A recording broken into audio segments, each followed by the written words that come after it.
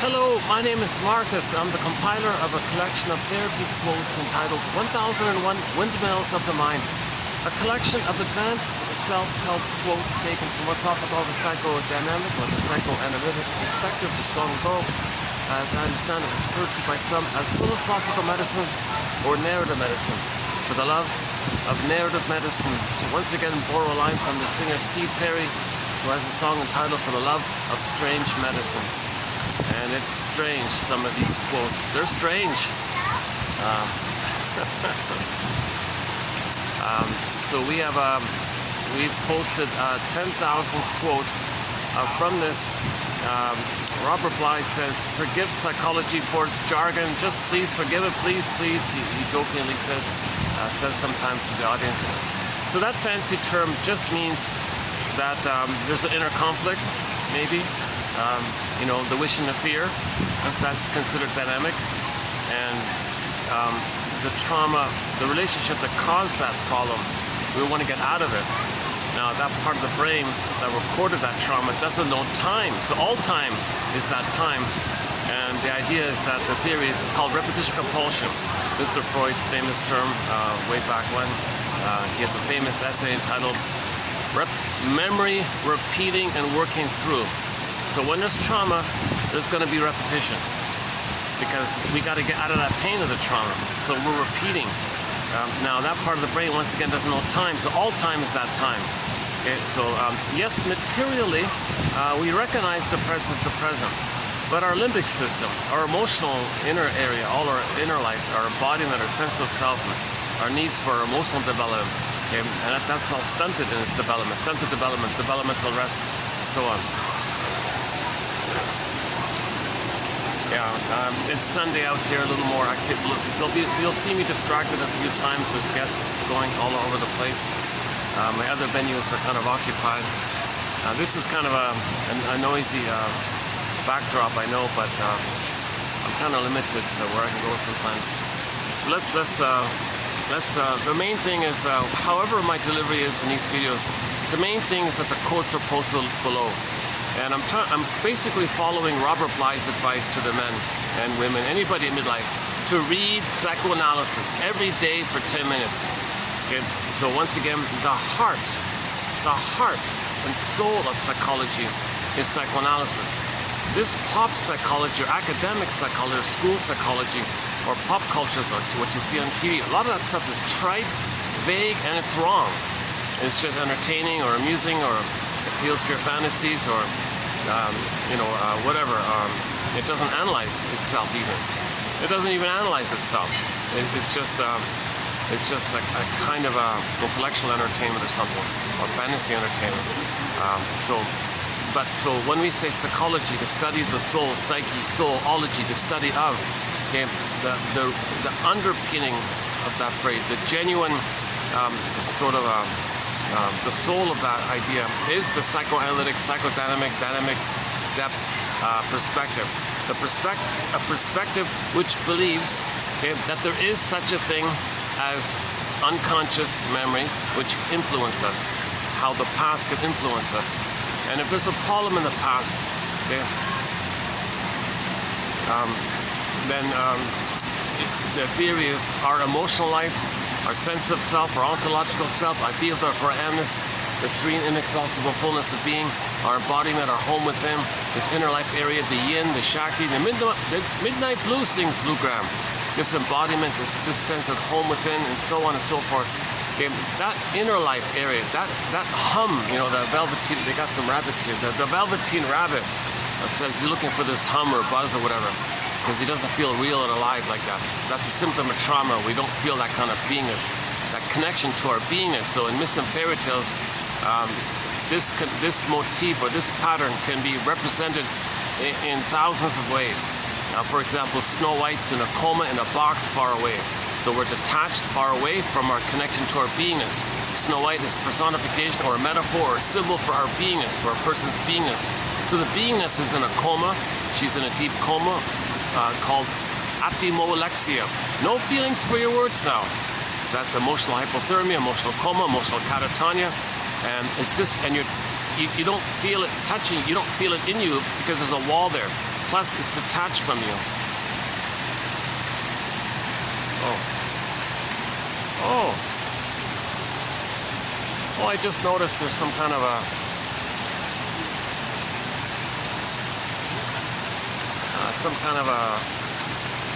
function on the backside there. I didn't notice it. Okay, never mind now. Yeah, I'm in a nice venue. When it's appropriate, I'll show you around a little bit. A lot of guests around here at the moment. Swans and peacocks and doves. The restaurant's got 2 stories. And a lot of people don't usually use this outer section due to the heat. So luckily I got the fan. I couldn't do these videos at this venue without the fan. So hopefully the wind's not muffling the microphone here. It's okay, right? I think so, yeah. I'm trying to get a little bit of a breeze on me, but not on the phone. Yeah, and there's the swans.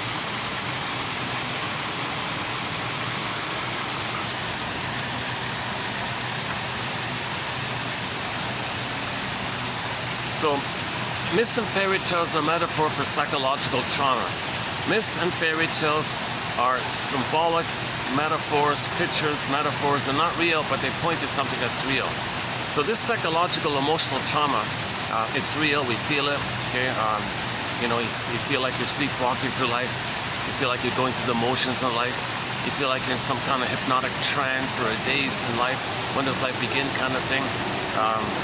You feel like you're missing something, or you feel like you're living the provisional life, the unlived life. When does life begin? Is this all there is? Where's my feelings? You know, where's my like real uniqueness? And where's the path of heart and intimacy, making I statements and creativity and pleasure and joy?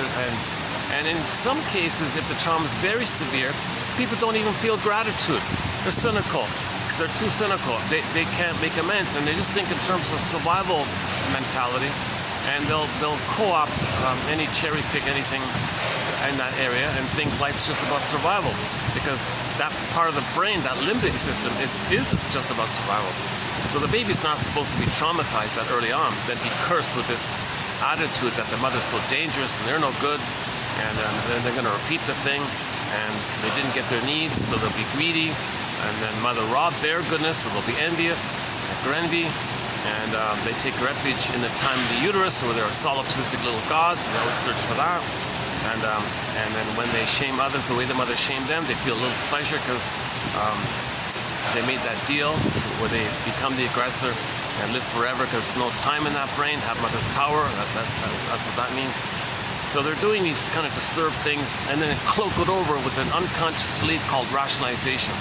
So if you were to point out to a person with a narcissistic pattern, the bully pattern, Iago, oh my God, Iago, Jesus.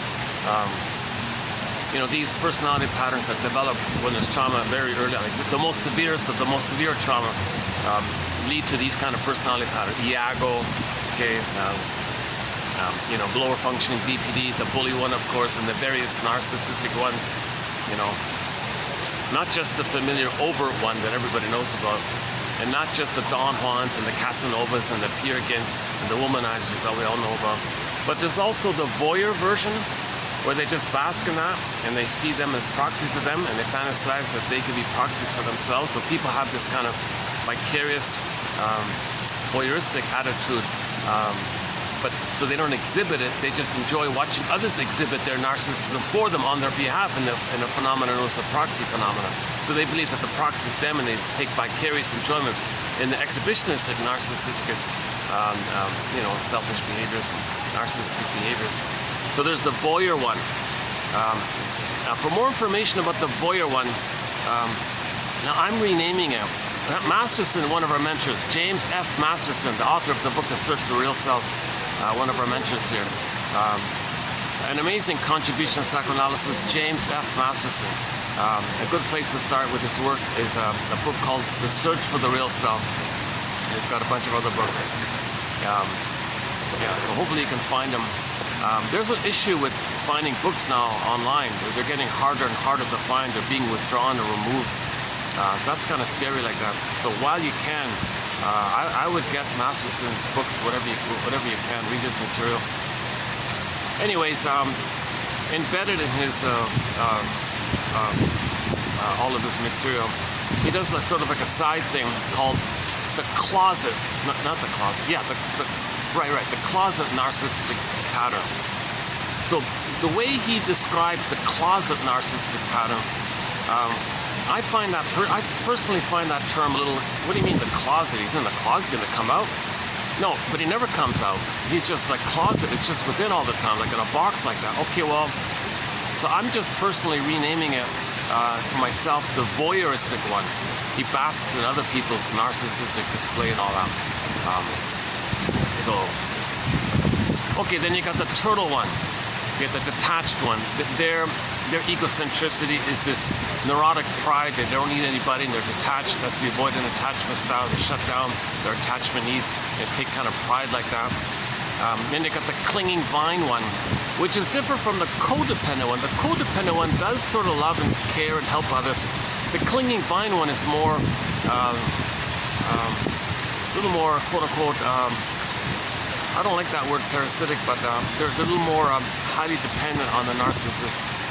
They cling like that. So they're also in the, you got to look at the psychic structure. Don't look at the superficial behavior.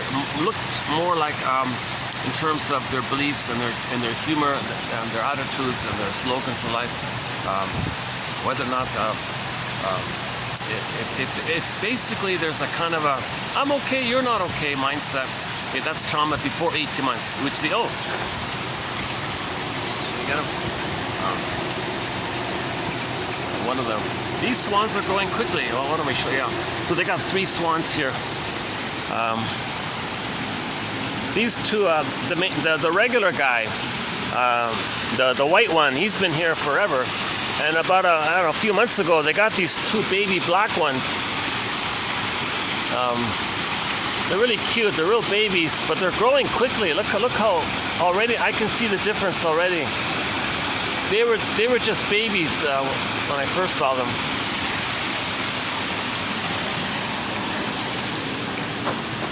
Oh, jeez. I gotta get into the fan here for a minute. Hold on a second. Oh, there's a whole table right there. I didn't notice it.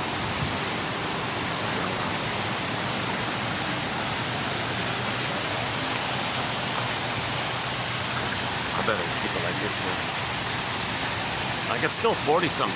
I don't know how. Oh, they've got fans as well. That table there. Oh, that's what they're doing. Okay.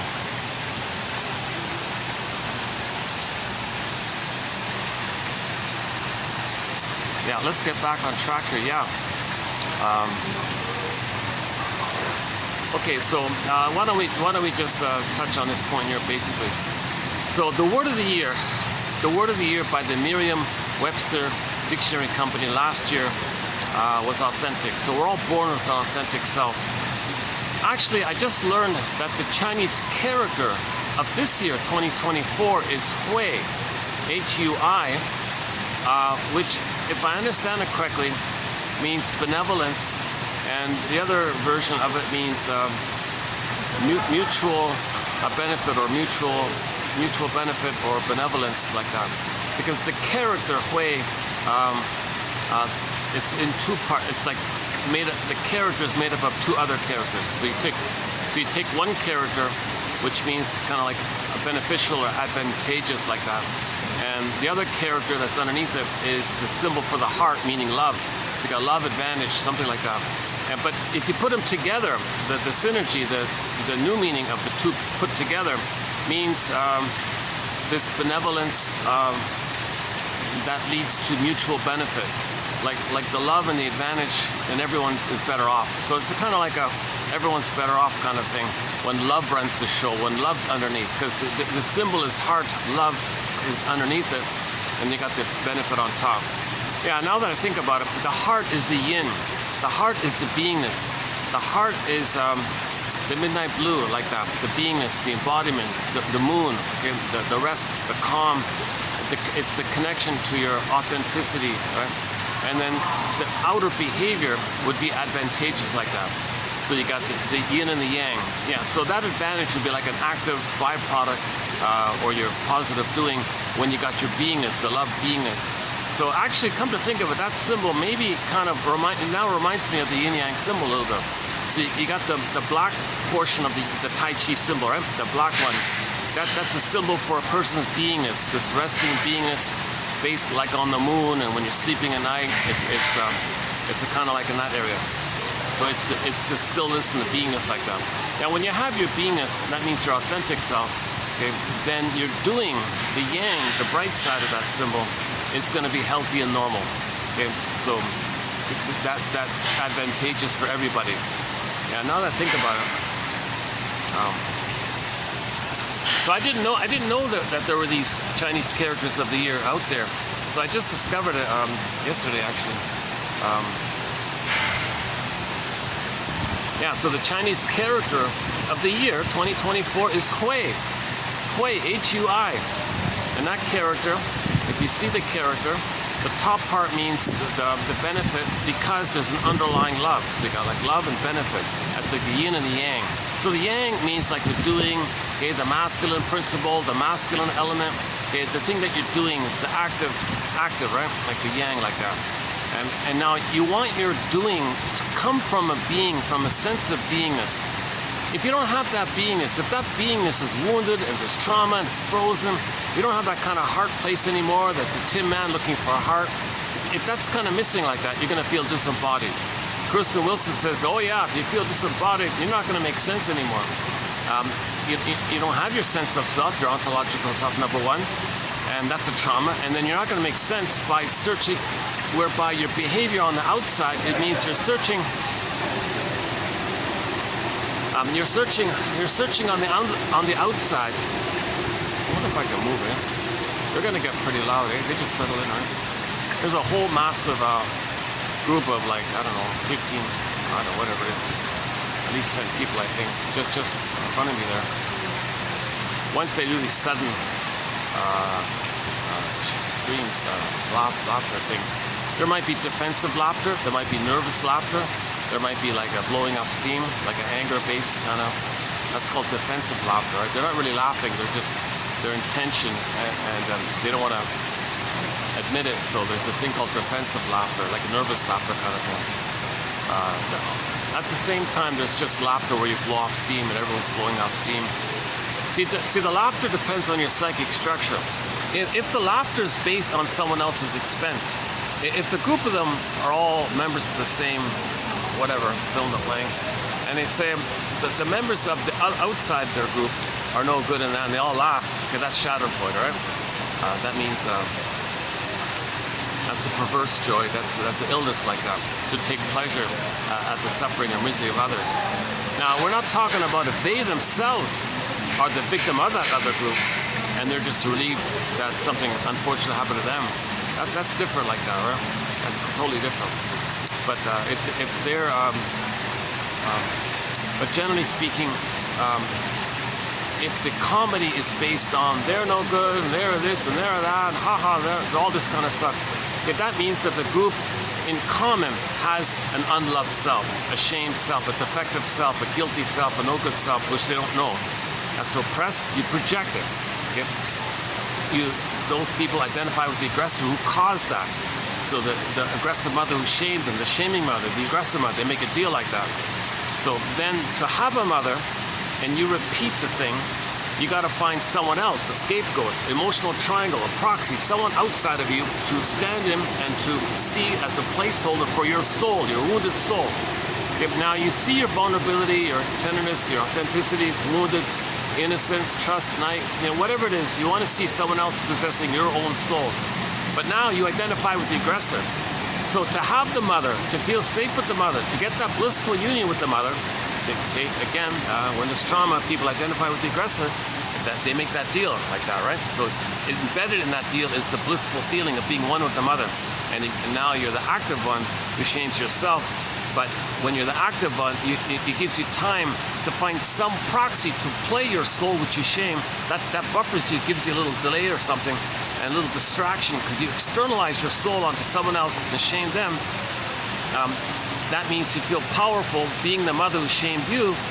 And when that happens, you maintain the refuge identity that you took the identity refuge that you took when there was trauma, i.e. back in the uterus when you're a little king on the throne in the uterus like that. Okay, I'm throwing in a lot of ideas here. Let's back up a sec. Let's just finish up the point about the group here. So let's say every member of that group has a stinger personality pattern. I have no idea. I didn't just notice them. Okay. So the common thing they have is that they're all stinger personality patterns. Maybe they're all narcissistic, some are bully pattern, some are Iago pattern. All of them share a common phenomenon, a common psychic structure where they felt that as a baby, each of them felt that they were punished, meaning that when their needs didn't get met, that's pain. So when they feel that kind of pain, they think, gee, is mother punishing them? Did they do something wrong? That's called guilt. No, they're not born a sinner. Nonsense. Stop that nonsense. Sorry. Okay, I'll clarify that later. But no baby's born bad or defective or unlovable or guilty or sin. No, the baby's born to be loved. The baby's born to have a mother, to grow and be himself, and to be an adult and be an elder late in life. He's meant to develop like that and share his gifts.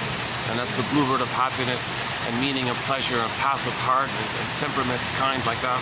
And virtuous because you have your feelings and gratitude and empathy. So he's born to be like to live from that normal, quote unquote, more human side of being human. Okay, from the feeling self. He's born like that. If there's trauma, then he tries to make some kind of sense of the trauma, and in the effort to try to make some sense of the senseless thing of having the misfortune of being born to a mother who's in a lot of pain herself from her trauma, and because she's in pain from her past, she can't see the present because she's stuck in her painful past, and her present is still emotionally the past still.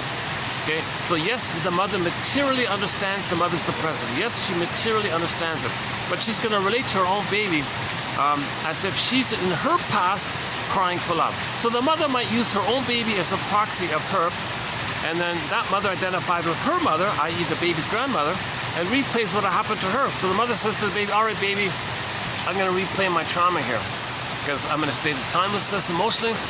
I'm going to see you as me. I'm going to play the shaming mother. Okay, so the behavior is the mother's going to shame her own baby because she's shaming mother, and she gets the baby to be a proxy of her innocence. So the behavior is she's going to shame her own baby, okay, to help her to not feel that she's shaming herself because she's the mother who shames herself, because the fusion is still there.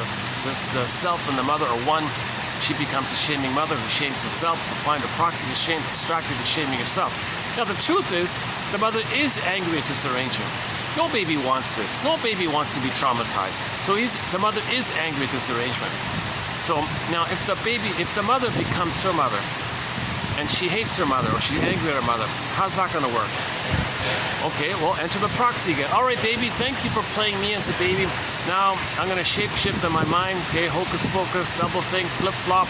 Okay, in that mentation, it's called primary mentation, primary process thinking. Up is down, shape, all these things that shape-shift and morph and twist, and that turns into that becomes that, no time, no contradiction. House of mirrors, hall of mirrors, topsy-turvy, this and that. That's called primary mentation. So it's very easy for the mother to play the role of the mother. Okay? And after she shames herself, seen as a proxy, she now has an opportunity to fight with her mother. So she flips to herself and projects the shaming mother onto the one she just shamed, and now hates the one she just shamed. So she shames somebody innocent and hates them, her own baby. The poor baby's saying, oh my God, what the hell's going on? Your mother, stop the presses. Mother, I'm neither you nor your mother back then. But she's doing both. How's the trees? Yeah. I'm in a unique spot because for some reason the sun just manages to reach the spot here where the fan is. Let me hold on a second.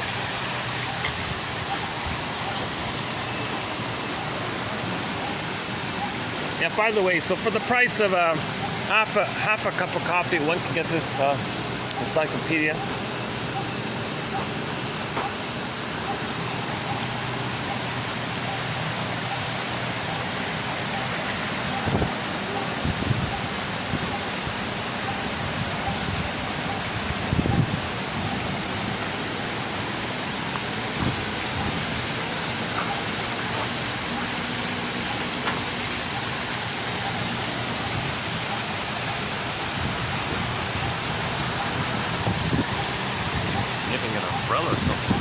get an umbrella or something. How's that gonna work? Is that gonna work?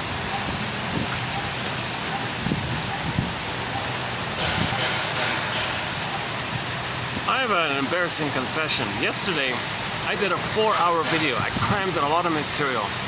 I really covered a lot of ground. I thought, oh, this is pretty good in terms of content. And oh, the battery. Okay, let's check. It should be working this time. Yeah, this time it's working. Okay. And once in a while, my camera fails on me. Like the battery suddenly, just all of a sudden, just drains out completely, and I lose the video when that happens. So I gotta constantly keep check the battery. Anytime the video just suddenly cuts out due to the battery suddenly disappearing on me, I lose the whole video. And that happened yesterday. I was at the nice place. The music was low. The volume wasn't loud with the music in the other venue. And no one was around, basically. I kind of settled in. It was like sort of like a living room atmosphere. I thought, okay, this is pretty good. I got into a few bits of flows, like for little stretches of time. I got into a bit of a flow, and I thought I really got a lot in. And son of a gun, shoop, my phone cut out, and that happens on occasion. So I just think to myself, well, oh yeah, we talked about that song. I think to myself, the Louis Armstrong song.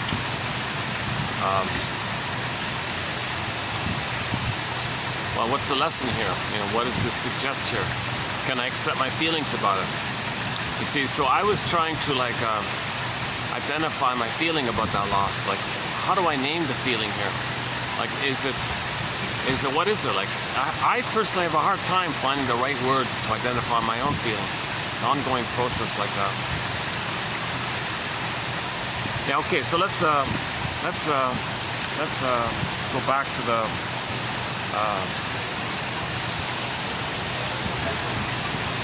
like that one little scene there brings up so much material, right?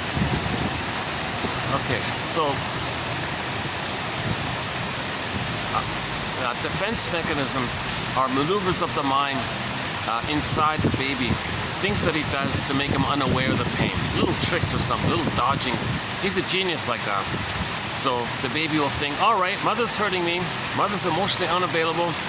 She's using me in her drama for her past. She's going to shame me because she wants me to play her, and she's going to play the mother, my grandmother. So she's going to replay what happened to her. And then she flips up.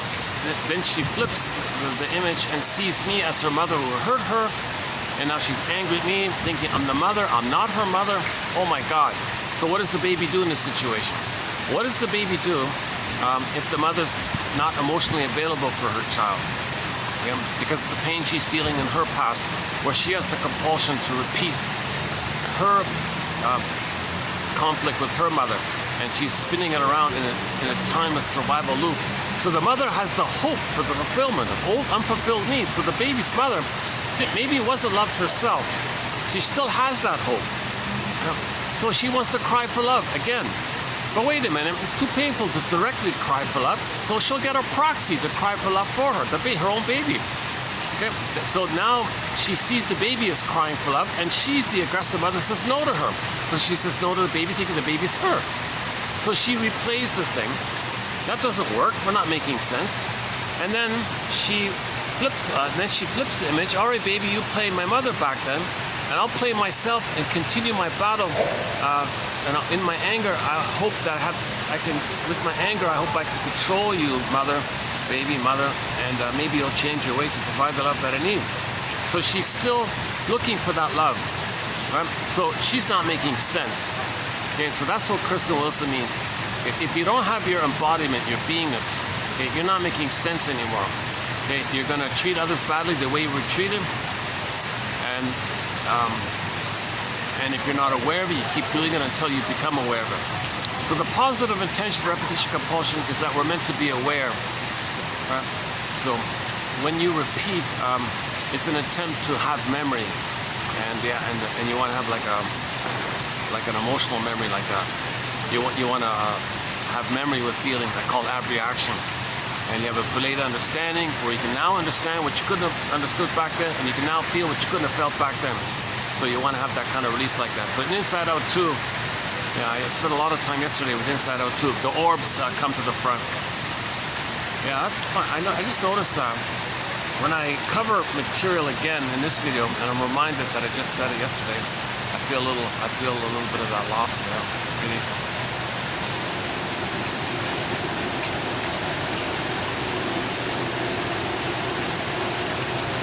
You know, the more mature side of me would say, well, give myself like 2 days or something to recover, like to mourn the loss of that good video. And what I'm doing, I'm denying the loss and just keep going. You see, and it comes up as I'm talking about it here. I thought, I'll just keep going. That's not true. I'm lying to myself. I really did feel sad at the loss of that video, and it's coming up in the leakages here as I'm talking about it. I didn't plan to. I didn't want to. I thought I would just do another take. You know, oh my God, these actresses who take 1, take 2, take 3, I'm amazed that they can do it like that. Like if they say, okay, take 10, oh come on, in take 9, that was pretty good. Why didn't you accept take 9? You know, I like that take 9. It's lost. I got to do it again. Jesus, I don't think I could do it like that. I feel like I wonder how they can just totally brush that off. That's odd. Okay, anyways, so this is technically this is actually take 2, to tell you the truth, of a TQ 2882. So this video is 2882. Good quotes. We got some good quotes. I had a really good in-depth discussion yesterday. They're good quotes.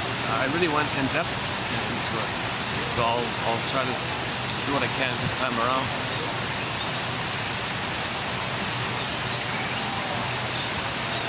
It would be nice if I could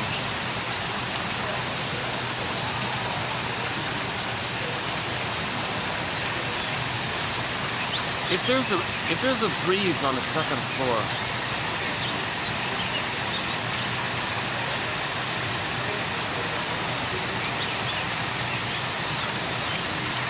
That noisy group does sometimes a little distract me a little bit.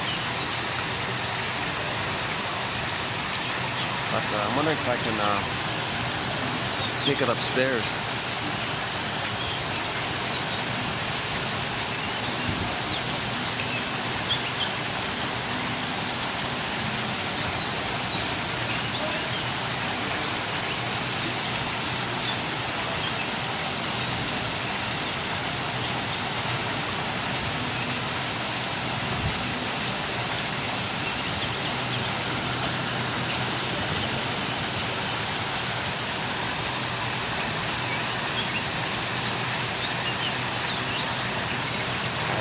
It's not gonna work. Okay, let's get back. Let's try to get back on track here.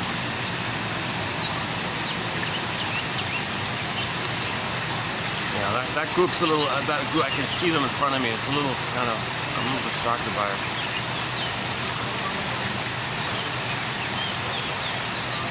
Let me think.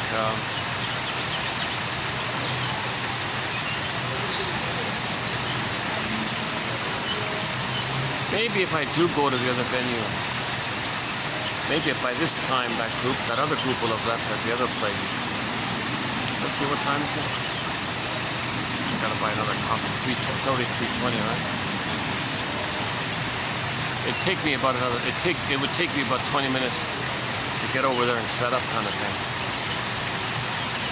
So, or just wait this out here.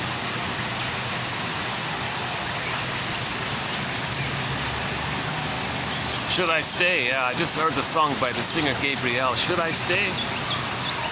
I think we have 3 songs from the singer Gabrielle on the soundtrack. What's it called again? The Should I Stay, and her big hit's called Rise, that one. And Give and Take. Yeah, about relationships. In that song, she's saying, you know, dear narcissistic boyfriend, don't you know that relationships are kind of a back and forth, a 2-minute give and take like that? You think everything's about you, and you think you're a little king, a little god like this. Don't you know this? It's a give and take here. I'm tired of this. You treating me like a symbolic breast who's supposed to serve you and see you and feed you and take care of you, and you dump on me. I gotta digest it and still give you nurturance, and you're putting your waste and your hate on me. I gotta accept it and still accept you. Oh, come on! Oh my God! Grow up, kind of thing. So she left the narcissistic boyfriend, and the song is about, well, I'm tired of this lack of give and take here. I want a give and take relationship, like a mutual thing. Yeah, I just heard that song this morning. Should I stay or should I? Something like that. And the cold shoulder one, something about the cold shoulder or cold something cold. I think we have 4 songs from the singer Gabriel in a soundtrack. Something with the cold shoulder, something like that. The Rise one, of course. Give and Take, and the Should I Stay one. I think those 4 are on a soundtrack. Pavlov's Dog, another good set of 4 songs by the classic rock band Pavlov's Dog.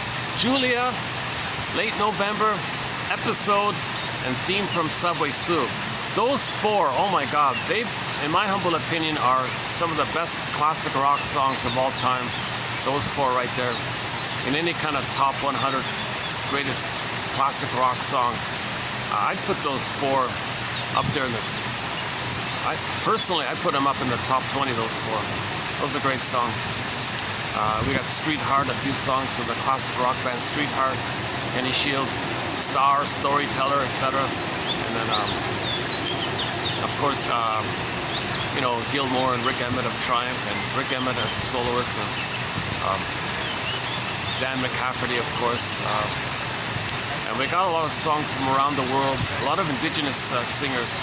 Brian Andre, the Cashin Band, Susan Aguilar, Beatrice Deer, Willie Dunn, Willie Mitchell. Now when I say Willie Mitchell, I mean the one who sings Call of the Moose, that one.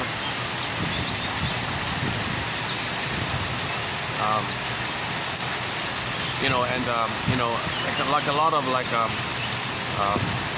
Kaylin Johnson, her song called Gentle Warrior.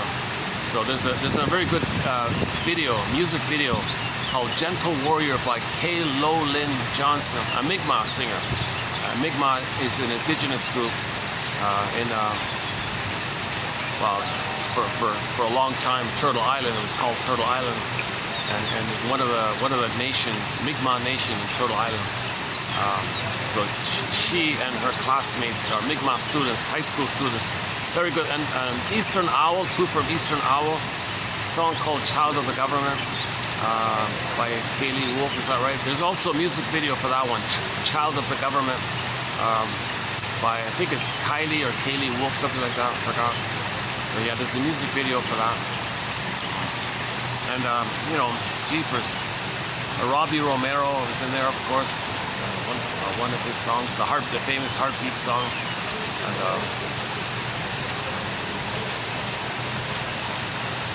And a few miscellaneous ones, like Janny Luzon has a song called Broken Spirit. And Sylvie Bernard, Je te destiné. She's a Métis, I think. And Kelly Fraser, a very sad story about her. Her song is called Searching for a Seal. And there are the famous, of course, Buffy St. Marie. There's 2 on there, and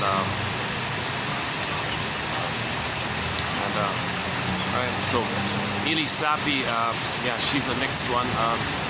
So she's got an album called Traveling Love. 4 of the songs from that album called Traveling Love are on our soundtrack. The Beat, Lead Me On, The Love You Gave, and the Earth Moved, that one there. Those 4. Mentioned Beatrice Deer already. Major musical voice, Beatrice Deer. And we got songs from singers from all around the world. A lot of songs from Turkey, to my surprise. And I recently found a new world music show called Global. Before I said Radio Go, sorry, Global Agogo. Made a mistake. That's a very good music channel from songs from around the world. Another world music channel is called Sounds from the Global Village. World Beat Canada, on occasion they play a song that I'll include, but not too often, unfortunately. But from that show we got Rakia Su Kadaman by the Turkish band Altın Gün. Very good song. That came from that Radio Beat Canada show. That Turkish Groove CD from the Putumayo company. That's my favorite of their. That's my favorite Putumayo CD collection. It's called Turkish Groove. I think we got like 4 songs from that one CD on our soundtrack. What a great one. Oh, the Karunesh guys got a few. Yeah, the global Karunesh, a few songs from that Karunesh guy. Some German guy living in Hawaii. He's got a CD called Global Village. I think we've got like another 4 songs just from that CD, Global Village, on our soundtrack. So we got songs from, you know, a Nigerian pop diva named Oma Wumi has a song called When the Boss Is Coming off her album called Lasso of Truth. So we're searching for this lasso of truth.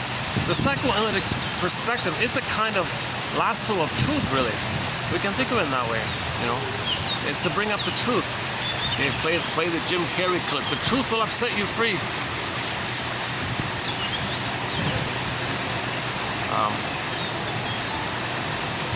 Ziana Zain is a major musical voice in our soundtrack. Ziana Zain from Malaysia.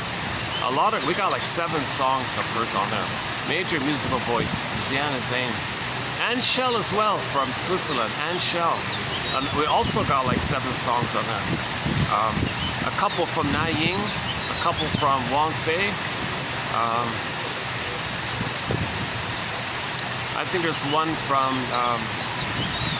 a new one from Brazil. We got 2 from Brazil. A recent one by Deli Ristic. She does a cover of Carry On Wayward Son. Now she's not a professional. She has no CD. She's like kind of like a street, like she plays in restaurants kind of thing, and she plays at home.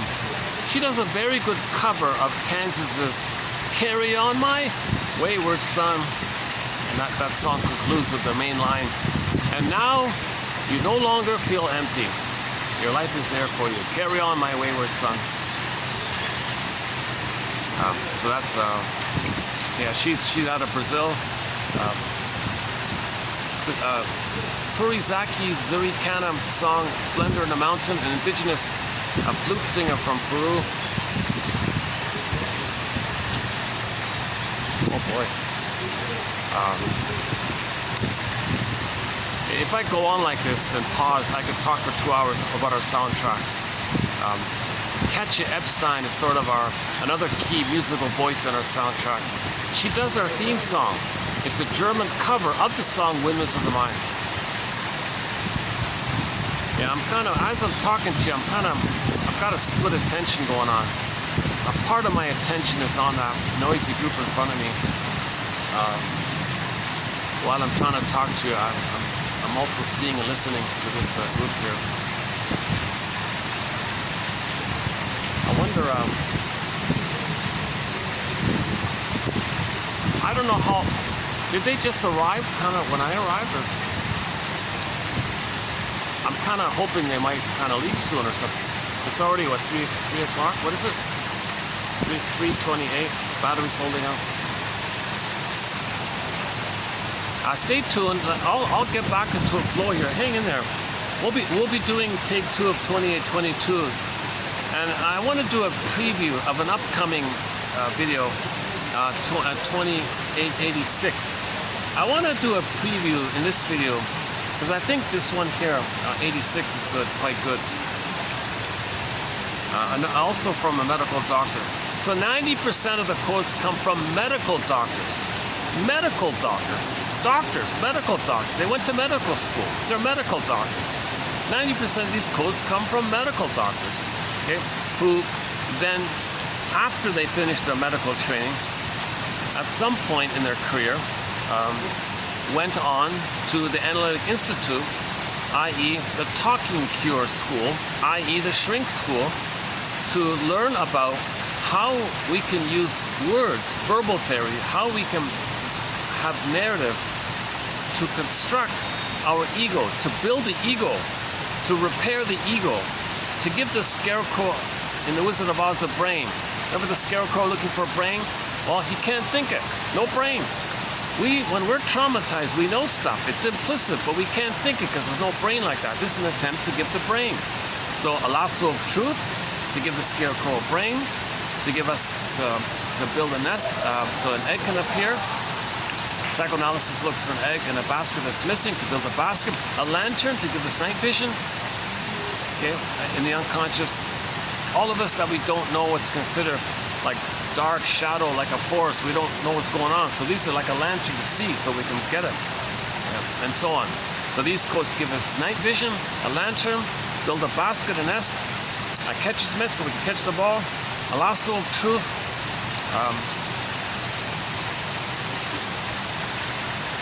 and so on.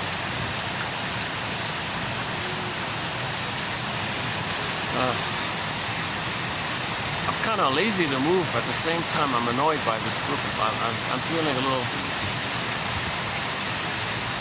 I think I have some unconscious memories of my childhood that when I hear loud laughter near me or something, at some point it triggers some unprocessed pain in my childhood, or maybe that my parents were shouting or the neighbors were shouting or something like that, and I was scared and I froze up and I couldn't process it, and it's alive like that. It's alive, but it's frozen.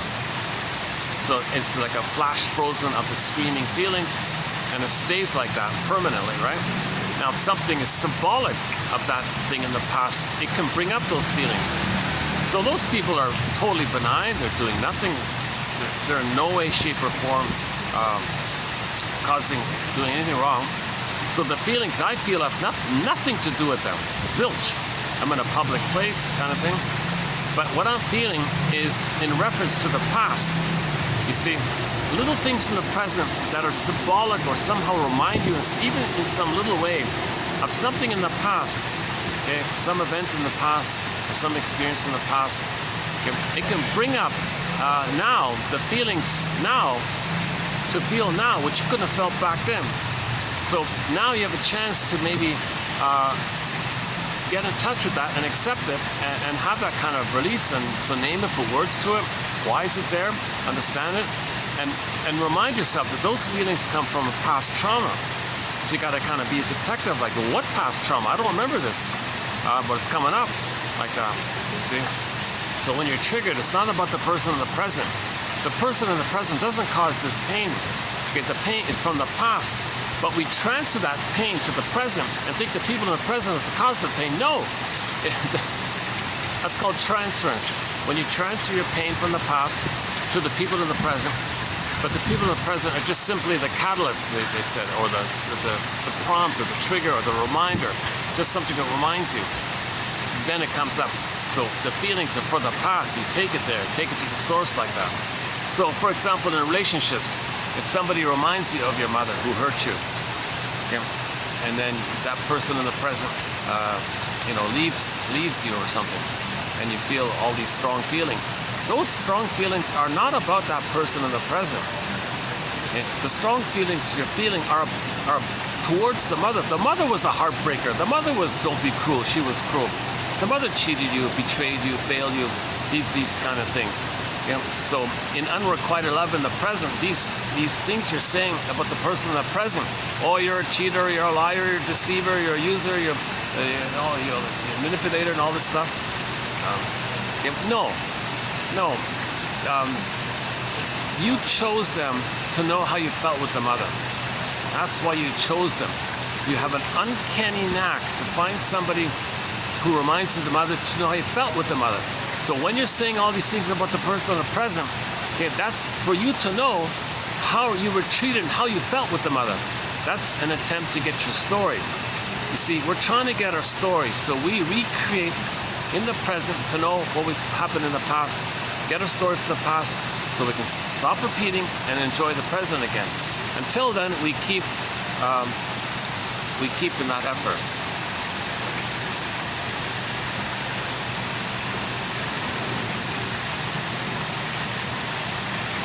Oh, there's the manager. I wonder if I can ask her if I can leave that outdoor part.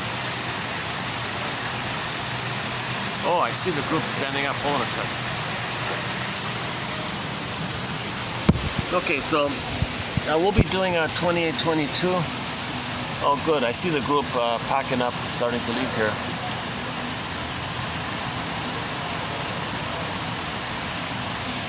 Yeah, so the first one's very good. Actually, some of these are Henry Hart's notes. Oh yeah, the Dreams one from the TV show Westinghouse Desilu Playhouse. An episode called The Time Element, which was the proposed pilot for the Twilight Zone. So we'll be talking about this rejected Twilight Zone pilot called The Time Element, saved by Lucille Ball's husband, that Desi Arnaz guy. Is that right? What's his name? Or Desi? All right, Desilu. Okay. And then, the last one. Yeah, the last one I might just leave it there for your reference. Oh, good. What a relief I got. That group left. I think they were there the whole time. I would say I didn't notice it. Okay, now I can calm down. Now I notice already. Immediately, I notice some oxygen and blood being siphoned away from the amygdala. I feel that already. While I heard the loud conversation near me, more oxygen and blood were being sent into my own amygdala. My amygdala was being fueled with oxygen and blood, so my amygdala was becoming alive and active. So because the memory reminded me of a past danger, a past fear. So my body responded by sending blood and oxygen to the amygdala. You got to flee or fight kind of thing. So because as a baby, I couldn't flee or fight. I was frozen maybe. So I felt some of this coming up, and I was thinking, should I move? Like should I leave or wait? Kind of thing. Let's be reasonable. It's not the past, kind of thing. So yeah. So you want to try to process your triggers as best you can. Now it's hard to do. So yeah, do a little bit and leave, kind of thing. So, and you'll feel good because you didn't. It'd be too neurotic for me to continue to. Let's say that group kept going and going, and they were laughing loudly and screaming and all this, and I stayed and I stayed. That's neurotic because I'm flooded. I couldn't do it. I'm using an old defense mechanism called freeze, don't move, but I'm in pain like this. And if I'm triggered and I stay like that, that's neurotic. So it would be appropriate to then leave. Now that's for me to know that as a child I couldn't leave. Right? If I'm 2 days old and there's people are screaming near you or whatever, I couldn't leave, right? So one definition of neurosis is the defense mechanisms you use to adapt with the abusive mother. They're painful, those defense mechanisms. To use a defense mechanism to get you away from the pain, the act of those defense mechanisms are painful in of themselves, but they're used to make you unaware of the greater pain, but they're both painful. Right? So if in the present you're still using those old defense mechanisms, it's painful to use those old defense mechanisms, although they're there to mask the bigger pain or repress the bigger pain, kind of thing.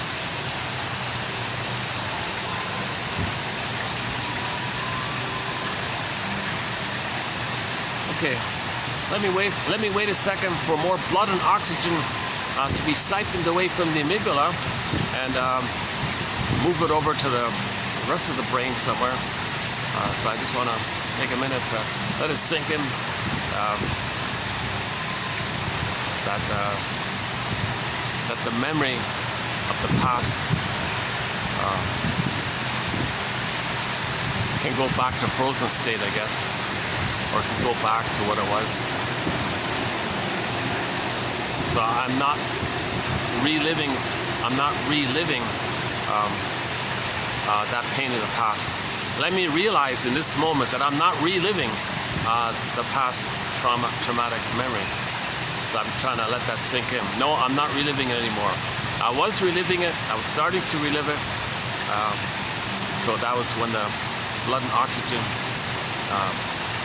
prepared my amygdala for the stress response. So let me realize that the trigger is not there, so I don't have to relive it anymore.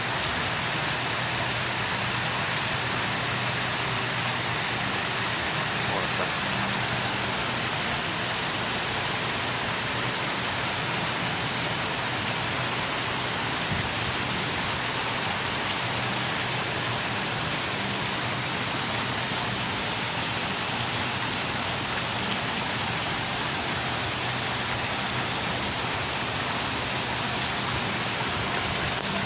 But let's finish up that point about the humor issue being a clue.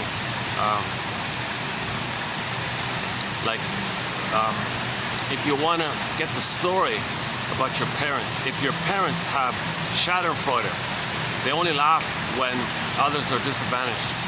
If that means they're getting some relief playing the mother who does the shaming instead of being the victim. So they find a proxy to play the victim's self and shame their own soul, but they're the active aggressive. That's pathological, that's perverse, it's disturbed, okay, that's sick, like that. Because you're just reliving the pain with the mother, and you're the mother who shames you, but you find a proxy to play you. So the trick is you keep the pleasure of being one with the mother, but you externalize. You see your pain expression be externalized. That distracts you, that is internal. It's called projection. So projection is a defense mechanism to see outwardly what belongs to you, to make you unaware that it belongs to you. So you project like that. Keep the blissful bit about being one with the mother. Okay, again, all babies are one with the mother. It's a blissful feeling, so keep that part. The rest of the pain is numbed over with the swoon. The endorphins, that seems to be a part of the story.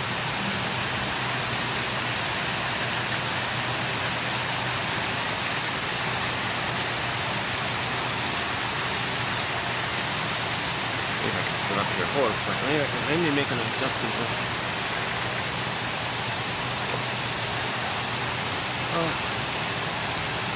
What a difference from yesterday. I was in a living room atmosphere. In the cornered off part of the restaurant, all the sofas and things.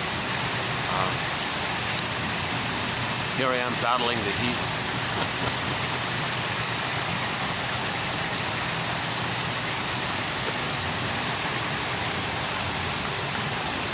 Oh boy, let's go back. Let's backtrack and tie up a few loose strings here.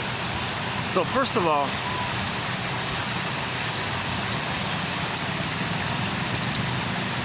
okay, let's go back to the word of the year, authentic, right? Or the Chinese character of this year, okay, hui, meaning mutual benefit, or benevolence, but keeping in mind that the character has the mutual benefit because there's the heart underneath. So when you have your beingness underneath, that's the heart image, okay? Then there's a benefit like that. And that symbol means mutual benefit. So we're all better off when everyone has their feelings. So we're all better off when we have our beingness, put it that way. So that's the common quest for everyone to recognize they lost their beingness and want to get it back. We had it, we lost it, want to get it back. That's the common monomyth, the one story of all of Homo traumicus. We're Homo traumicus. Our one common story that unites us all is that we had a golden ball, we had a beingness, we lost it, the golden ball went down the well, this cord got pulled down into underworld, okay, Snow White in the coffin, Rapunzel in the tower, Iron John, the golden ball in the cage, locked, where's the key? Under mother's pillow, okay, and so on, okay. So, our authentic self, okay, we say, I feel, therefore I am, okay, we live to the extent that we feel, coming from this beingness. So when we have our beingness, we got the positive golden ball as a symbol for the pleasant, radiant feelings that's associated with our beingness. They have this, like this hum, this radiance like that.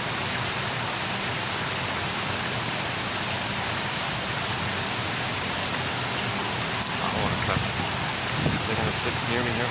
Oh, some people wanna visit the swan here. Let me do this. Hold on a second.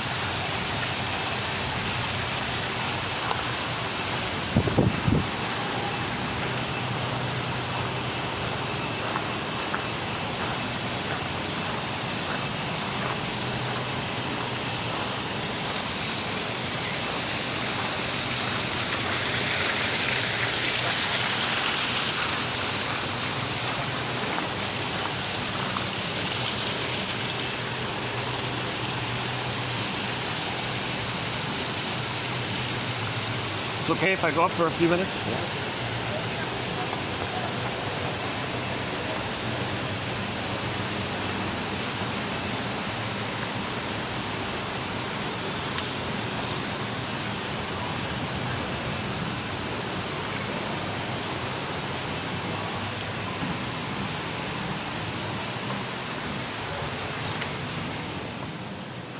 Ooh. Oh, I so wish I could use this this space here. My God, look at that. Wow.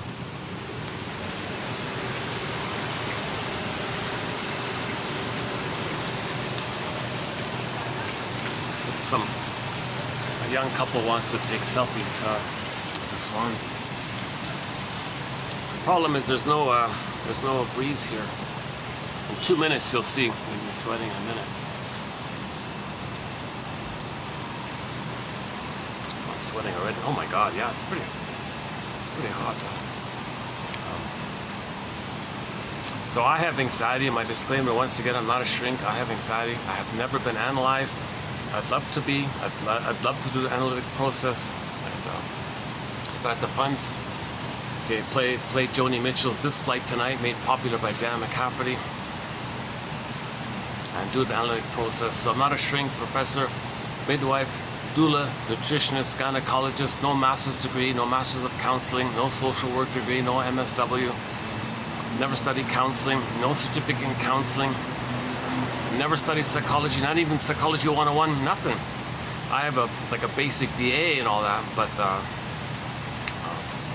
so I'm the compiler of the quotes. Now the benefit of this quote selection, they're clear. If I get it, pretty much everyone's going to get it.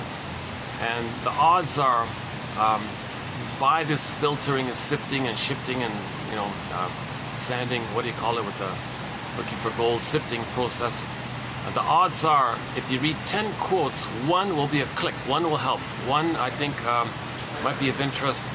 And then you take that quote and you say to yourself, what does this quote suggest to me? Say what comes to mind. Or what does this quote remind me of? Say what comes to mind, called free association. I chose this quote. What's the hardest thing about this quote for me? I picked it, but there's something hard about it. Well, what's the hardest thing about it? It just helps you to free associate. Oh, I'm sweating already. Jeepers, eh? I gotta go back to the fan. Hopefully that selfie couple have done their selfies. Oh, what a pity, eh? Jeepers, eh? My goodness. See, there's no outlet here, so I couldn't bring the fan up here.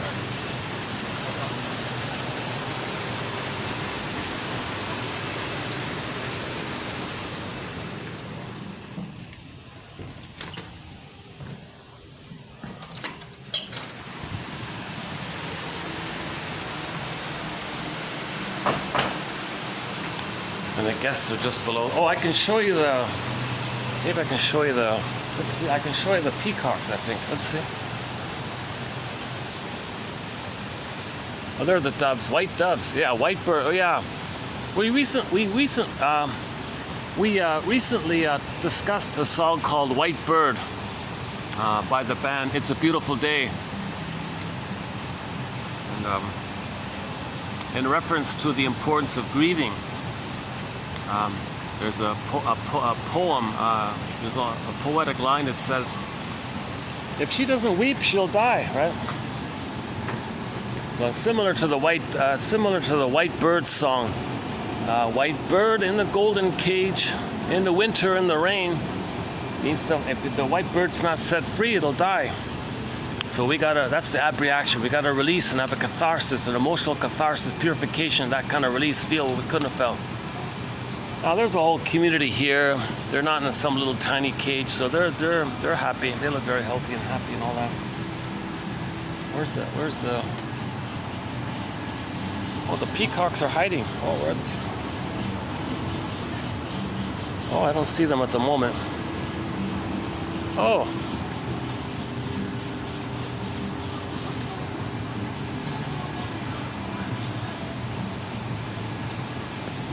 Oh, I don't see. Oh, maybe they're by the window there or something.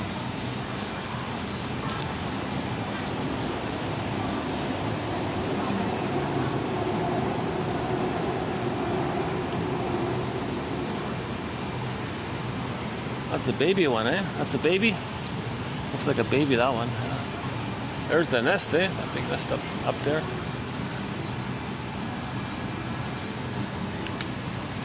Any eggs?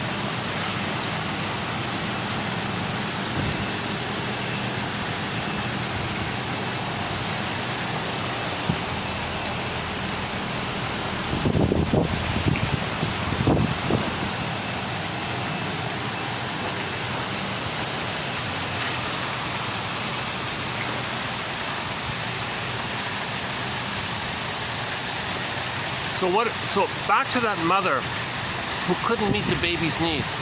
When the needs are not met, when the baby doesn't get his needs, okay, he thinks he's a goner.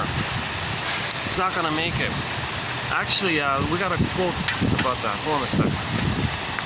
In 2886, the first line here of the third quote is, "For the young mammal, loss of attachment means death." Right? So when we think about the child's adaptation to a flawed attachment, okay, that's attachment trauma. Okay, a flawed attachment, insecure attachment, reactive attachment, disorganized attachment, anxious attachment, avoidant attachment. This is a flawed attachment. The baby needs a normal, secure, safe, loving attachment. Okay, so we must realize that from the baby's vantage point, the baby took certain actions to survive. Because she needs to preserve this painful attachment, so the child's in a huge double bind. He's being hurt by his mother. He's not going to make it. Got to turn to the one who hurt him for soothing.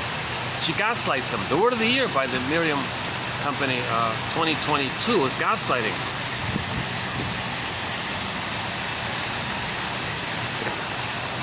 Well, so the baby needs what's called a secure attachment style, a rhythm of safety, an extended blissful oneness to the mother-infant dual unity, symbiosis, merging, unico mystica, blissful feeling, Garden of Eden, Shambhala, Shangri-La, Nirvana, Garden of Eden. The baby needs that oneness, and during that safety, that rhythm of safety, there's attunement, there's a back and forth, but it's mainly about the mother responding and meeting the baby's needs and feeding the baby like that, where the baby can wire in. Mother saw him, he remembers him. Mother soothed him, he remembers him. Mother accepted him, he remembers it. Okay, how the mother treats him, he wires it in him and then picks up on it. It's part of him, he does it for himself. How the mother treats the baby, he's going to treat himself. Human connections lead to neural connections. The interpersonal leads to the internal working model or the intrapsychic or the endopsychic structure. Okay, and that's what psychoanalysis means. Object relations theory, okay, psychodynamic perspective, depth perspective, analytic perspective. All that jargon means is that the baby has a relationship with the mother. It's interpersonal, baby, mother, two people. But the baby creates a map, a schema, a blueprint, a working model. So if this model is based on a flawed attachment, a failed attachment, an insecure attachment called attachment trauma, it's a trauma. He's traumatized with this attachment. The mother traumatized him. It's an interpersonal trauma. It's a relational trauma. It leads to emotional arrested development, stunted development, developmental arrest, where the beingness and the sense of at home with him and the golden ball and who you be had you been loved and the gifts and the treasures that the Great Spirit gave the baby, all this beauty and gifts, it's all lost. It's frozen and in exile, sent away. So what does the baby do when there's an attachment trauma? Okay? He's got to adapt. He's got to find some way to connect to this abusive mother. The baby would rather find some way to connect to an abusive mother at whatever cost. He'd rather do that than have no mother. Because if he had no mother, he'd be a goner, for sure. We know that. No baby would make it on their own without a mother. It's pretty obvious. And there's a very sad video on YouTube about the orphanages.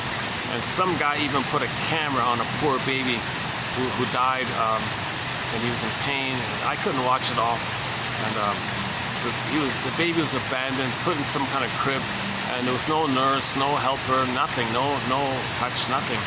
And he just died. He was perished. Very sad thing. You see, when the planet's being plundered and pillaged, okay, and the suffering that's there, that's a reflection of the suffering that people feel. As above, so below. So if there's like outer poverty, for example, that's a reflection of the inner poverty by the most traumatized of the most traumatized. So the most traumatized of the most traumatized, okay, they feel immense inner poverty. So you'll see outer poverty as a reflection of that. As above, so below, inside out. And another way to think about inside out is like that.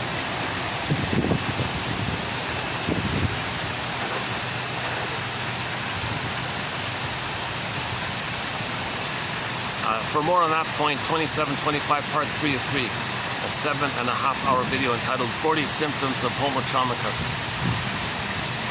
Okay, so back to the basic point here, yeah. Okay, I feel like we're getting back on track here slowly. Okay, so back to the basic point. What does the baby do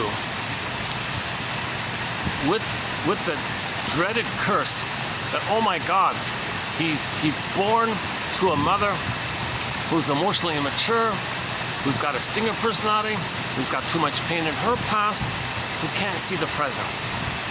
She only sees her past. She transfers her past to the present, or swoops the child into a role of her past which she's replaying. The mother's got to struggle with her mother. The mother's got to battle with her mother. The mother's got to cope with the mother. So she's going to replay this struggle with the mother, this unfinished business with her mother, and draw in the child and her drama. Thereby, the baby's needs are not being seen. The baby's just being swept in like this. So sometimes the mother parentifies the baby. Baby, you take care of me. Mother never took care of me. I'm going to brainwash you so you'll take care of me. Okay, obviously the child didn't get his needs met. That's a traumatic attachment, a failed attachment. So what does the baby do with the soul in such a situation called the old cunning tale? What does the baby do when the mother's hurting him? Well, first, the baby communicates his pain with his cries and all this, but the mother gaslights him or doesn't see it or shames him or whatever. Okay, so first things first, the child wants to protect his soul, his beingness, his feelings, flash frozen, protect it, freeze it up. He's got to protect his authentic identity. He's got to find some way to protect his authentic identity. Okay, so he freezes it up. Okay, or the most Or the image is his soul becomes a statue. Echo becomes a statue, turns to stone. Faithful John, Grimm's tale told by Robert Bly, turns to a statue. Okay? Or a wooden statue, or a stone statue, or a frozen statue, or a straw statue, or that's a velveteen rabbit, a stuffed one. So he will freeze up his soul, okay? Or it turns to stone, or in Mary Ayers's version of it is the soul becomes ashes. It's not gone, it's in the ashes. Because the emotion links to the mother rejecting the baby's identity is shame. Shame is burning, biting feeling. Hence the hell is a metaphor for shame. So the soul is in ashes like that. There's different ways to describe how the baby, what the baby does with his soul when the mother is hurting him. He's got to hide it. It turns into some troublesome condition like the ashes, or it becomes petrified, like the petrified frog image in the Maynard Krebs, the character Maynard Krebs in the old 50s comedy show, sitcom called The Many Loves of Dobie Gillis. There was the sidekick character, a guy named Maynard Krebs, had this strange hobby or habit, whatever, of collecting petrified frogs. He'd hold up these petrified frogs as if to say, help everybody, I feel like this emotionally. He was crying for love, or it was a symbol that he felt like that petrified frog emotionally. So the emotional life is going to be frozen, stone, petrified. Now in the primary process mentation, the storytellers can describe this phenomena in an infinite number of ways. Okay? So whatever form it takes, there'll be an image called the personification of our beingness. So in Snow White, it's Snow White. In Rapunzel, it's Rapunzel, etc. So these are personifications, okay, symbols to refer to our beingness. Snow White is a personification of our beingness. And you see the condition of Snow White. She's in a coma like that, in a box, and it's deep in the unconscious in the wall there, and we can't connect to it. Okay, so now she's in the unconscious, and the conscious feels empty. Okay, so the house feels empty and in poverty, and you got to go to the forest to get back Snow White, like Rapunzel. Same with Rapunzel. So in the story of Rapunzel, the castle is a symbol for the person's mind, his consciousness.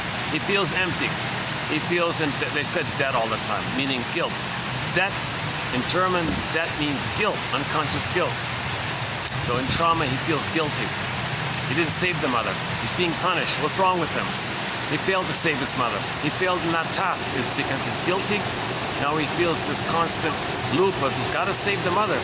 He's got to cure the mother. To have a loving mother, he's got to cure the mother. He's always guilty like this. Does the mother reject him because he's defective? Is he guilty in that sense that he didn't be what the mother wanted? Did he do something wrong?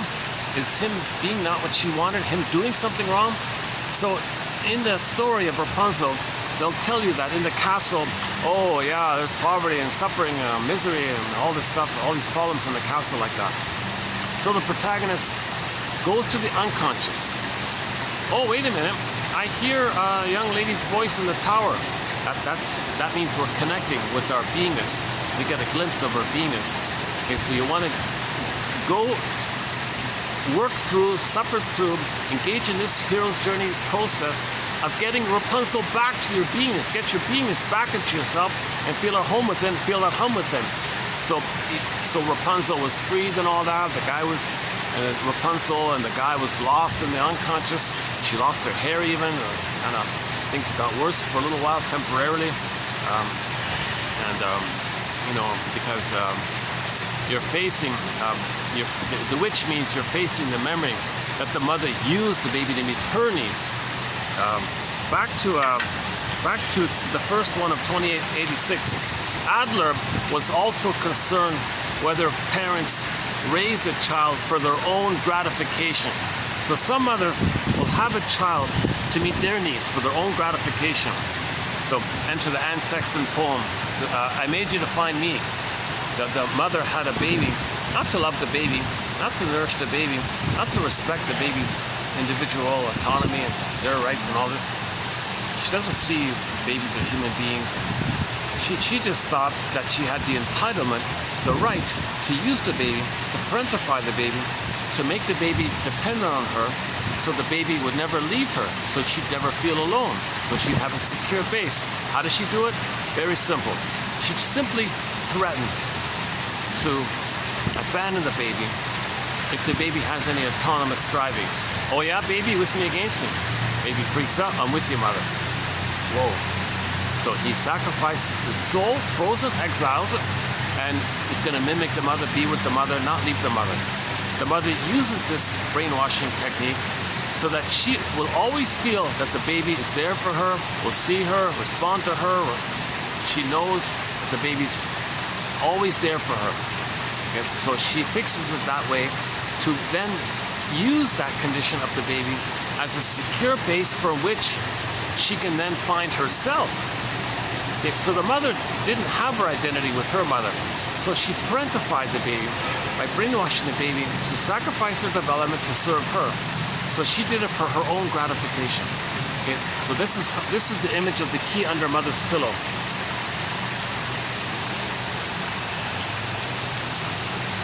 Yeah, when the baby swan flaps his colorful wings, it only lasts for like a half a second. So,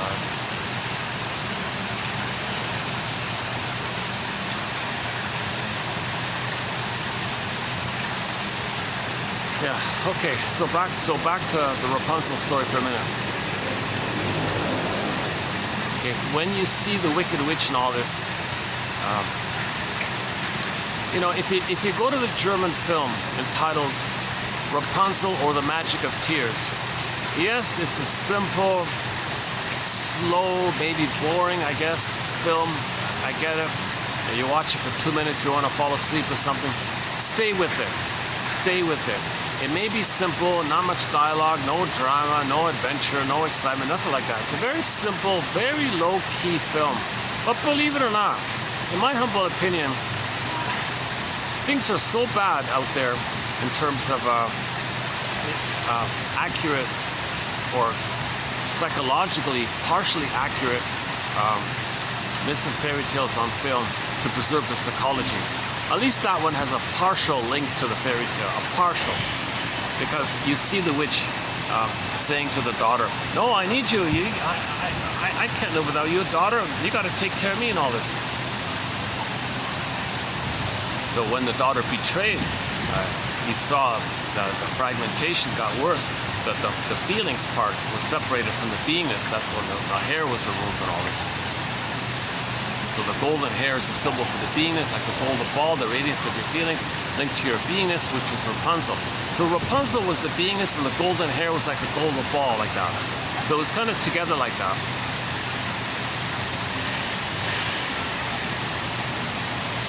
So it could have been that there was a healing effort towards that, and then like a negative reaction where it was separated. But in the end, it was all okay. Kind of thing. So the return of the soul is never linear. It's never like a straight line like that. It's a labyrinth kind of thing.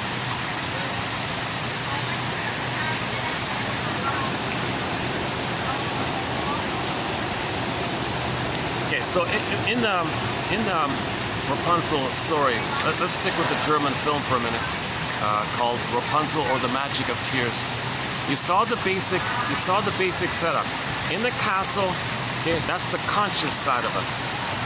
Then you got in the forest, that's the unconscious side of us.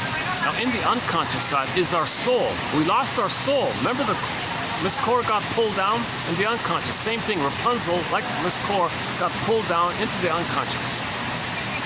Now, in the case of Rapunzel, she's sort of alive and she's not in misery. She's not a stuffed animal or a wounded baby. You know, she's doing okay kind of thing. So the trauma at that state, the person still has an intact soul, let's say, because the beingness and the feelings are there. It's just, you don't have access to it. But we see that there is the existence of the soul. Rapunzel means the soul for the person, meaning the embodiment and the positive feelings. I feel that for I am.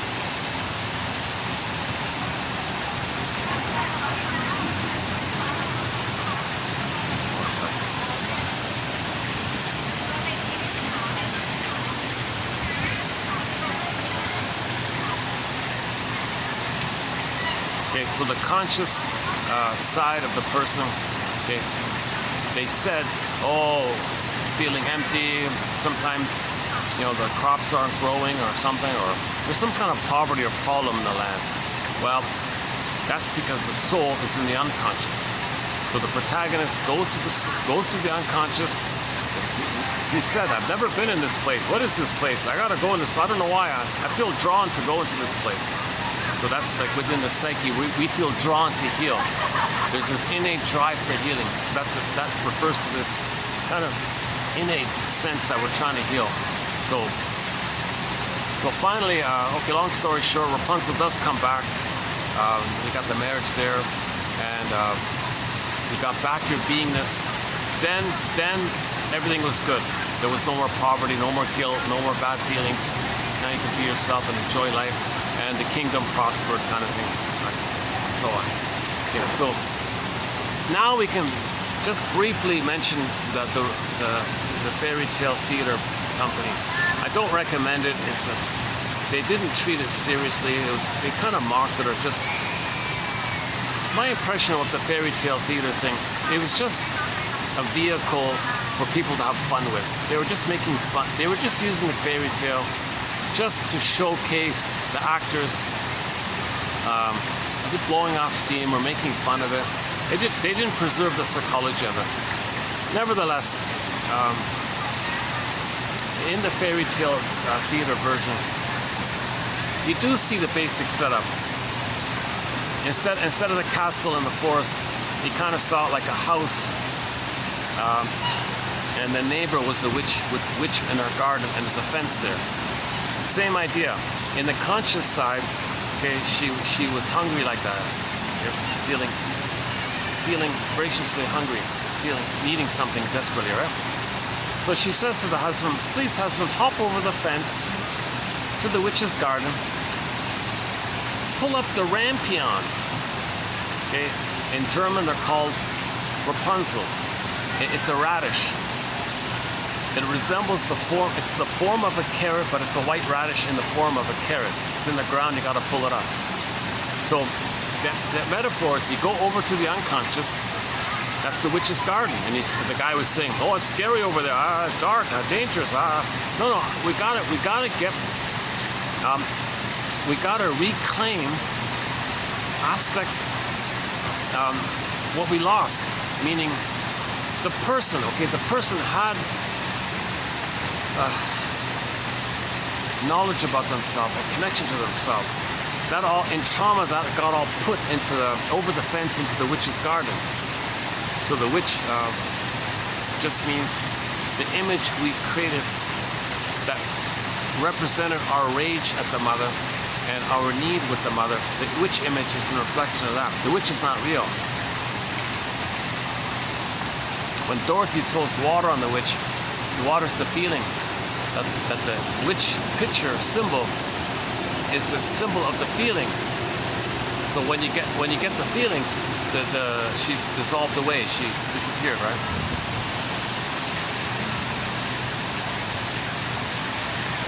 Okay, so the fellow would hop over the fence, pull up the rampions, bring it over to the house side, and she would eat and reintegrate and reclaim and re-own and make a part of her again aspects of herself that originally she had to exile when there was trauma. So now in midlife you want to get it back. So you need a lantern to go into the dark witch's garden. You got to find these roots. You got to pull it up. You need a lantern. How are you going to see these roots? You got to find the roots and dig a little bit, and that means bring to consciousness again. And now know that in the beginning you had something about you but you lost it. It got repressed, it got denied, it got disassociated, it got exiled. Now in midlife, you want to get back your soul. It's a continuous process called gentle awakenings, quiet awakenings. So bit by bit, you try to own now and accept now what previously you denied and repressed. So each little bit about yourself that you deny, that's like a rampion in the witch's garden. So for example, when you own your projections, something about you don't want to admit.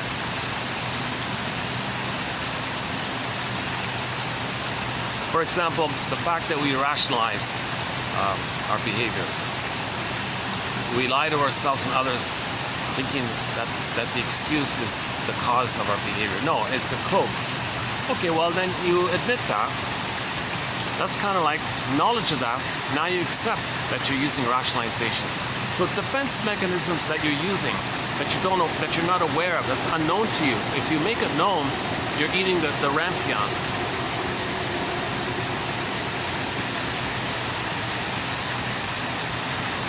Anything about yourself that you're denying, it's in the unconscious, in the witch's garden. When you reclaim it, that the image is like it's coming to your conscious. You know what I mean? The unconscious conscious, or Hermes flies across with a letter, same idea. Make the unconscious conscious.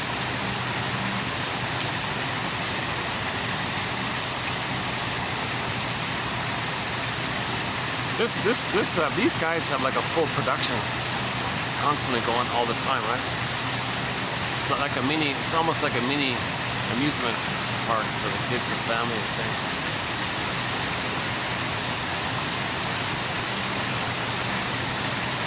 A lot of corporate company functions and a lot of like clubs and things. There was some kid's birthday party was here once at a clown I saw. Some sports organization was here once, I think. Some tech companies had their meetings here.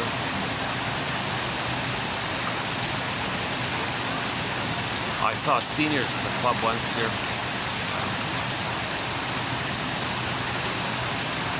Couples, a lot of couples come here to take photos.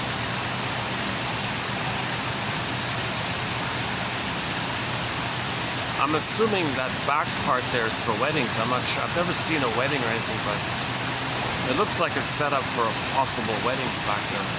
A wedding venue. This could be a wedding venue place, yeah. Sometimes the whole thing is fully booked, like it's for the whole, it's closed off altogether.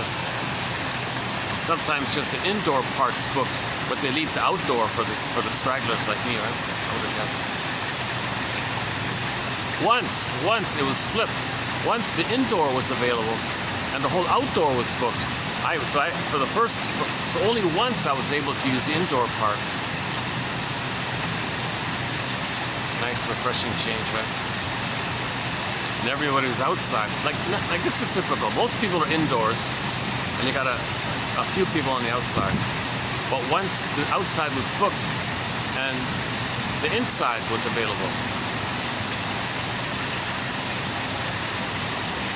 Maybe it was just a confusion. Other people was confused about it. They thought maybe the whole thing was booked. So the inside, for whatever reason, one day was available. So I had the inside part pretty much to myself for maybe 2 hours, I think.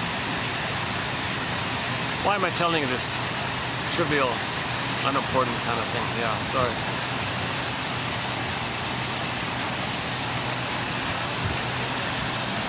Maybe it's an unconscious part of me wanting to feel important, maybe compensate for yesterday's video.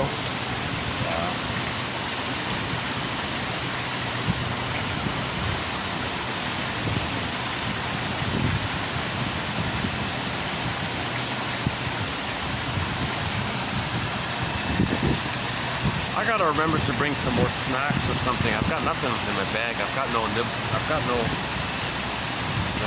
snacks.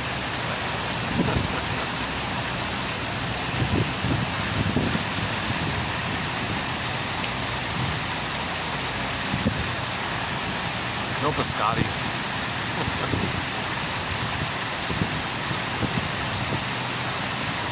One place was selling these coffee buns. They call it coffee buns. That's gone. Yeah. Those are pretty good. It was just like a regular bun, but it was a coffee, some kind of sugary coffee thing on the top. Nothing on the inside.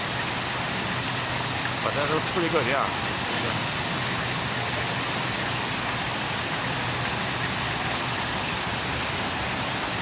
So back to the fairy tale theater with Shelley Duvall. I don't recommend it, but boring. I still haven't finished it. It's very nauseating. The fellow they used to play the prince is some obnoxious character. Oh my God! Seriously, you chose him to play the prince? You got to be kidding. I have a very negative association with that guy. Anyways, I couldn't believe it. I couldn't believe it. And Shelley Duvall was being really silly and frivolous and petty about her role. So it was really kind of lost. You couldn't grasp the psychology of the fairy tale. It's too much about these characters. It's too much of a display of these two people thinking they're being funny or something. It wasn't funny at all. Anyways, but you saw the basic setting. You got the house. Okay, the hunger, okay, the fence, the wall, on the other side, this dark, mysterious, unknown, scary witch's garden. So you have to go over the fence, pull up knowledge about yourself that you didn't know, and make it conscious. That's when she eats the rampions. You're reintegrating. It's called shadow work. Okay? You're owning your projections. You're withdrawing your projections. You now accept that the things you're saying about others, it really belongs to you. You look in the mirror, it belongs to you.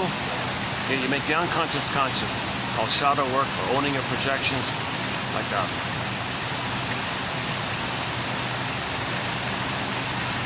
Robert Bly says, Robert Bly has an exercise in his cassette, in his audio series, audio tape about the shadow, based on his little book called, Robert Bly has like a mini, just a little tiny pocket book called a little book on the human shadow or something. It's like 20 pages or something, 50 pages or something. And one of his exercises is, let's say you have a strong opinion about somebody. So just name that opinion. Then go to that very same person and say, I want that back. They're confused. It just helps you to own that it's yours.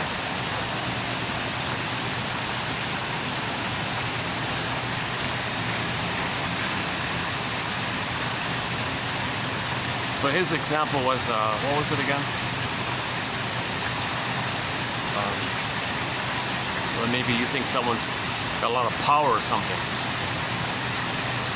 Or a lot of beauty or something.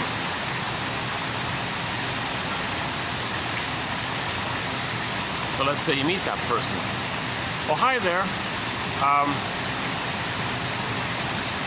I want my power and my beauty back. They might shake their head. Oh, fine. Okay. It just helps you to admit that what you're saying about them belongs to you. That was his exercise.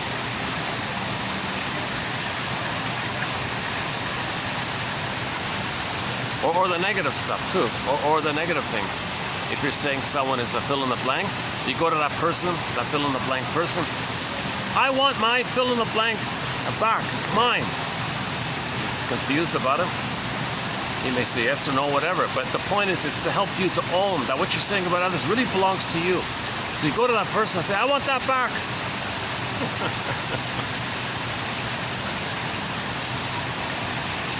So projection is the means of bringing repressed material to consciousness. So in that Robert Bly exercise, when you admit that what you're saying about someone else, that it belongs to you in that exercise, you're reclaiming it. You're eating the Rapunzel. Now you're accepting yourself more. Now you're reintegrating. That's called becoming more whole. Feeling in wholeness. The more whole you are, the more connected you are with your authentic self. Okay? Then your body, mind, physiology will thank you for it, and your symptoms will go away.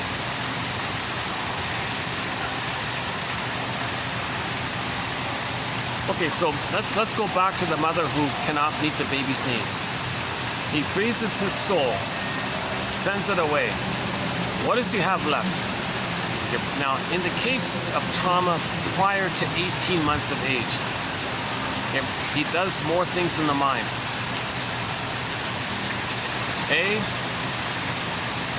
After he freezes and exiles his soul, he feels very empty like that. No feelings anymore. Well, what's going to happen is he's going to operate out of the limbic system. So that's in the Disney film Inside Out. Oh, there's the other one.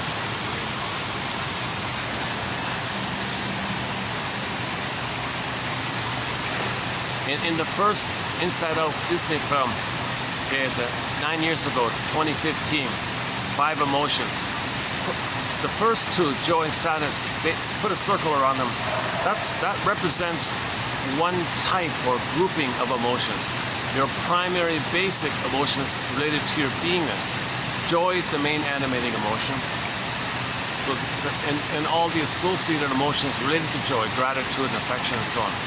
Now, sadness is there because it is natural to admit a loss. It's healthy to admit a loss when there is a loss. So sadness can run the console. Joy can step aside. Let sadness run the console. You acknowledge the loss, and then after you admit that, then sadness can step back and joy can come back to the console. So so joy and sadness represent, they're the main kind of emotions for the feeling self. Now, when the beingness is lost, joy and sadness got zooped away. So in the first Inside Out film, joy and sadness got zooped away. Then you went back to the primitive survival brain of fear, anger, disgust, shame, anxiety, like that. And from there you got jungle slogans, survival slogans. So anger would always have survival slogans. My greed, your greed, who cares? Or I need it fine. Like, he's just impulsive, and he thinks he's in a jungle all the time, surviving like that. Because that primitive part of the brain only cares about survival. So if you're coming mainly from that inflared amygdala, EAS, enlarged amygdala syndrome,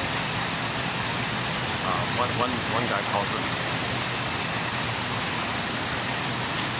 You got too much blood and oxygen in your amygdala, and you're operating out of this constant sense of that brain running the show, and the feeling self is shut down.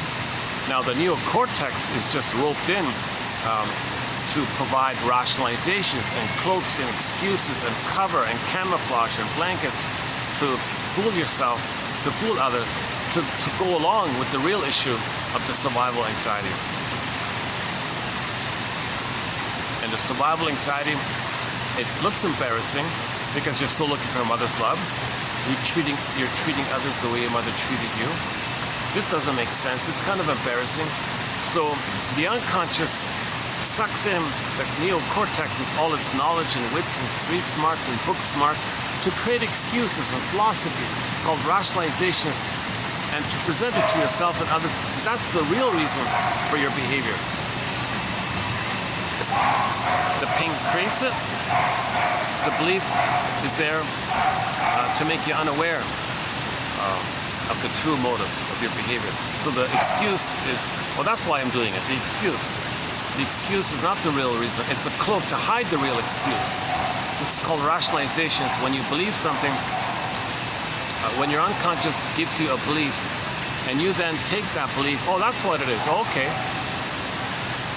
See, you can't face the pain, so it's giving you camouflage, a defense against the real issue. Okay, so we just recently completed 6 videos on rationalization. 28, 75 to 80. Go to those 6 videos, 28, 75 to 80.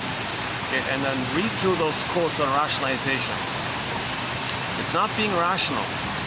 It's when you want to give the appearance of being rational to fool everybody. Now, if somebody calls you out on it, you then engage in trance logic. What's that? Well,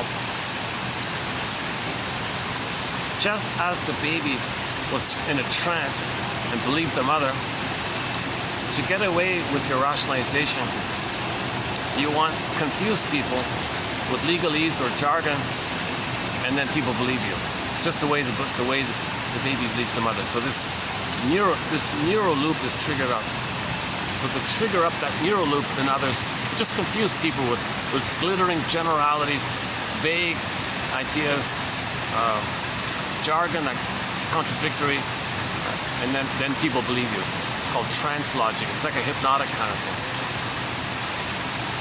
Or another clue to protect the lie is that the speaker won't identify inconsistencies, or they won't acknowledge the other side of the story.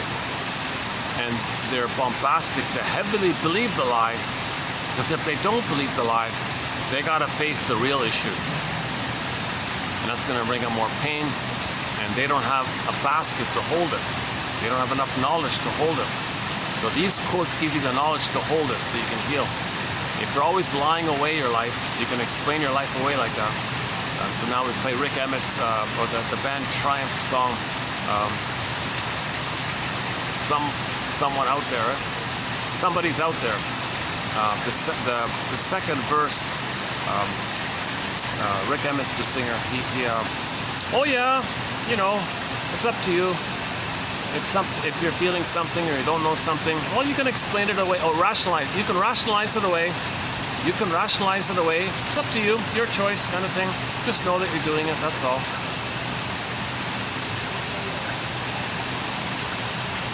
So the healing journey, it's an onion thing. You want to identify the lies. Really? No. Okay. Now you're riding the broccoli boat back to the mind to get the abreaction. Once again, inside out too. Reassociate, that's riding the broccoli boat to get to the back of the mind, to now have that release, to now feel what you couldn't have felt, to be conscious and feel what you couldn't have felt. But to do that, you need a blade of understanding. So these quotes, these theories help in that end to give a basket. In the basket, okay, there's the egg. In the egg is the firebird. Okay, that's from the ashes like that. So all those feelings rushing up like that, it's kind of like the firebird flying up, like the phoenix flying up, the red bird rises, you know, that stuff, that kind of stuff. That's called abreaction. Oh yeah, okay, yeah, and take one, yeah. Okay. So go to, after the Janov quotes, 27:45 to 70, there's a very important 3-video tag on from 71 to 73.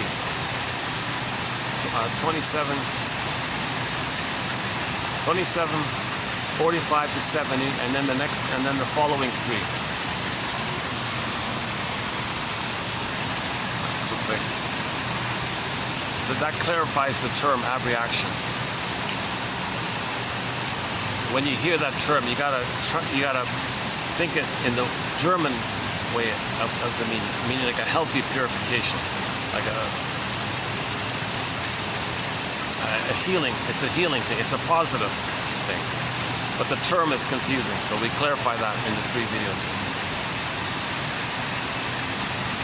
So there's a difference between sham abreaction or failed abreaction or blowing off steam stuff, or, you know, like what actors do on stage where they pretend to be somebody who has the feelings. That's all sham stuff. Versus the genuine memory with feeling.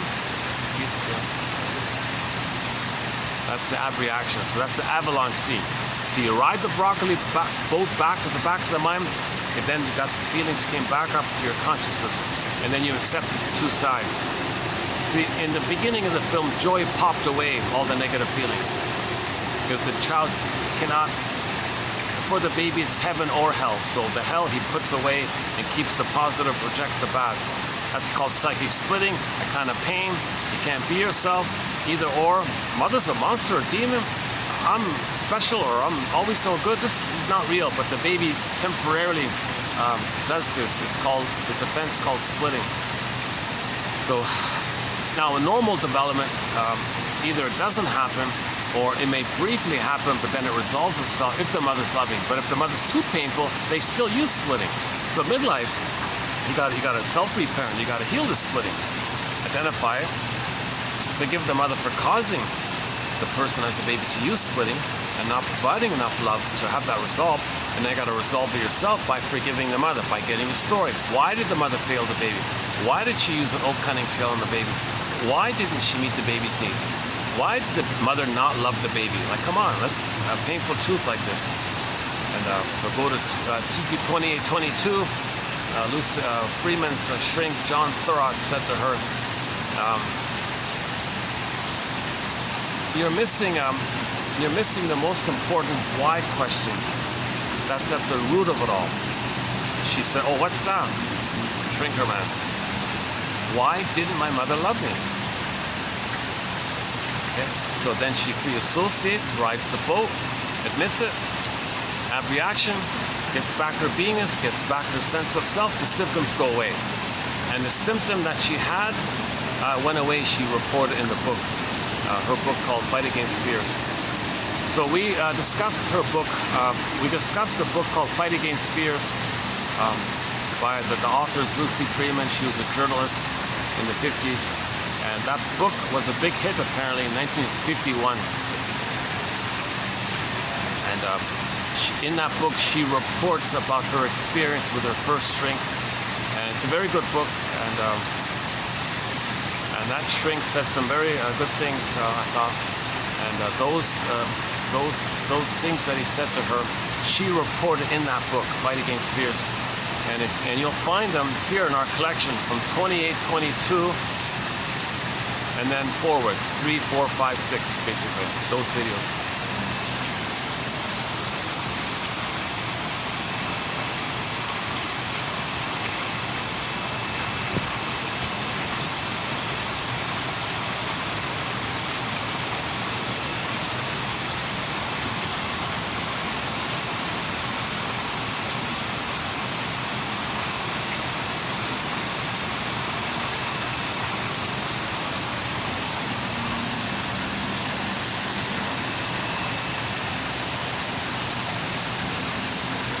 That's funny, I did a 4+ hour video that it's not even 2 hours and I'm already kind of, battery's holding up this time. Alright, the battery's holding up this time. Alright.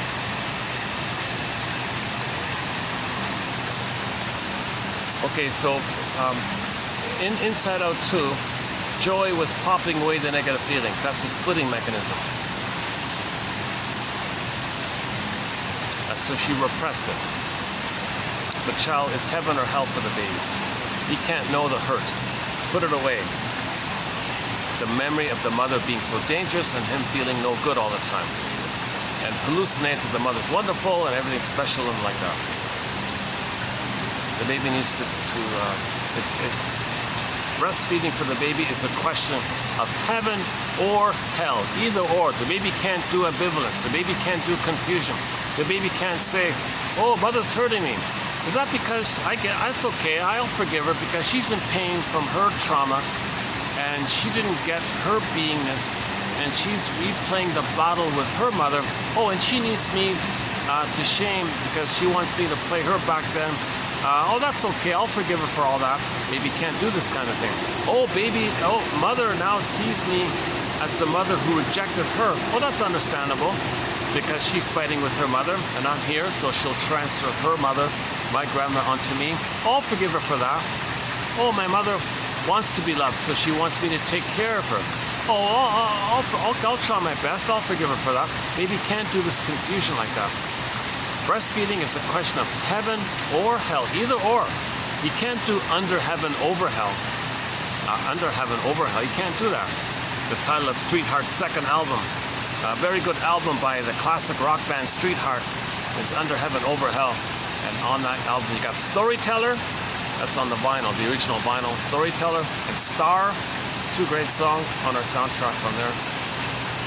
Hollywood's on there as well. Because I did post a few posts from the book Hollywood on the Couch, and I played Kenny Shields' Hollywood on there. It's a good song too, the bass, it opens up with the bass riff.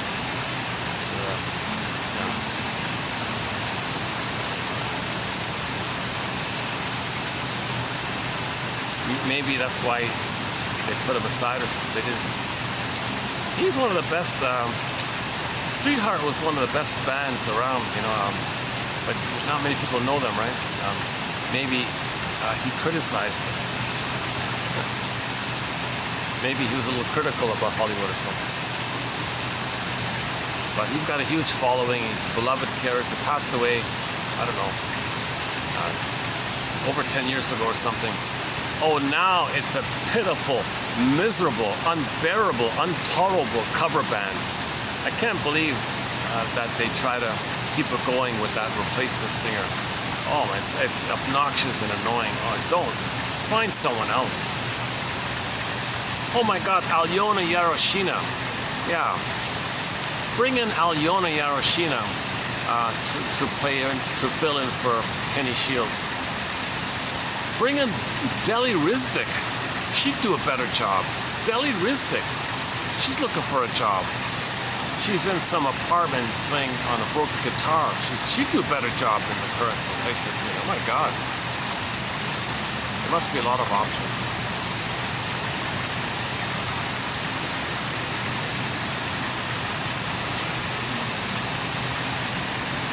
Yeah, Deli Rizdik. Let me think. So I mentioned Deli Rizdik because she did a cover of "Carry On, Wayward Son." We talked about that recently. Double Y, R-Y-S-D-Y-K, right?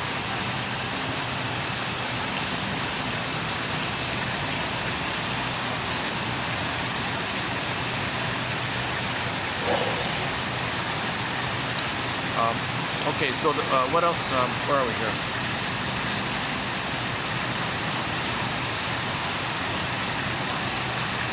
So maybe I can. Geez, maybe I can change my chair. Oh my God! Let me get another cushion. Hold on a second.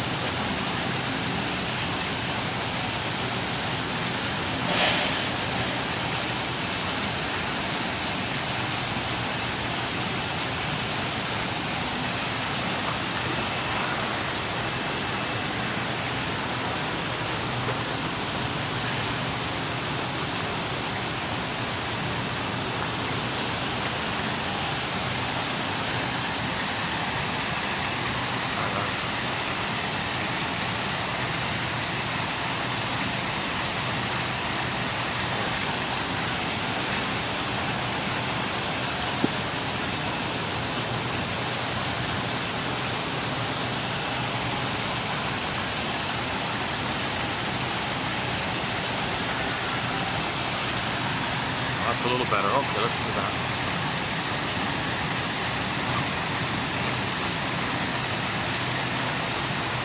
Okay, so where were we? A little bit about Rapunzel, right? So that's the hero. That's the common monomyth. Okay, our repressed self, or secret self, or shadow self, or denied self, or double self. Okay, so we have this self called the unconscious self. We got the conscious self. Okay, the house in poverty, or the castle and feeling guilt and all that, like that. And we got the unconscious, where the gold is, the treasure is.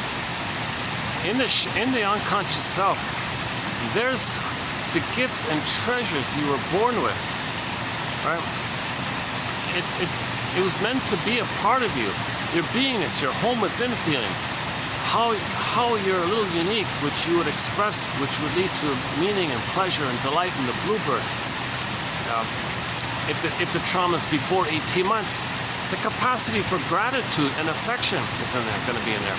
So the pleasure of Freudenfreude, the pleasure of other people's pleasure. The mutuality is going to come from there if the trauma is before 18 months. There's so much gold and treasure like that. So you want to get back this golden ball. You want to get back your beingness. And it's a bit by bit kind of process. It cycles around. Make the unconscious conscious.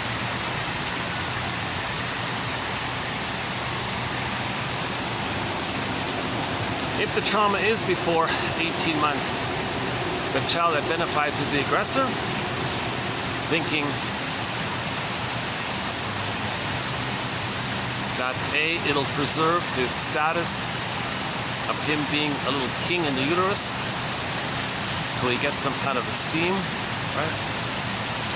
His normal, healthy esteem is gone, exiled, it's in the bag.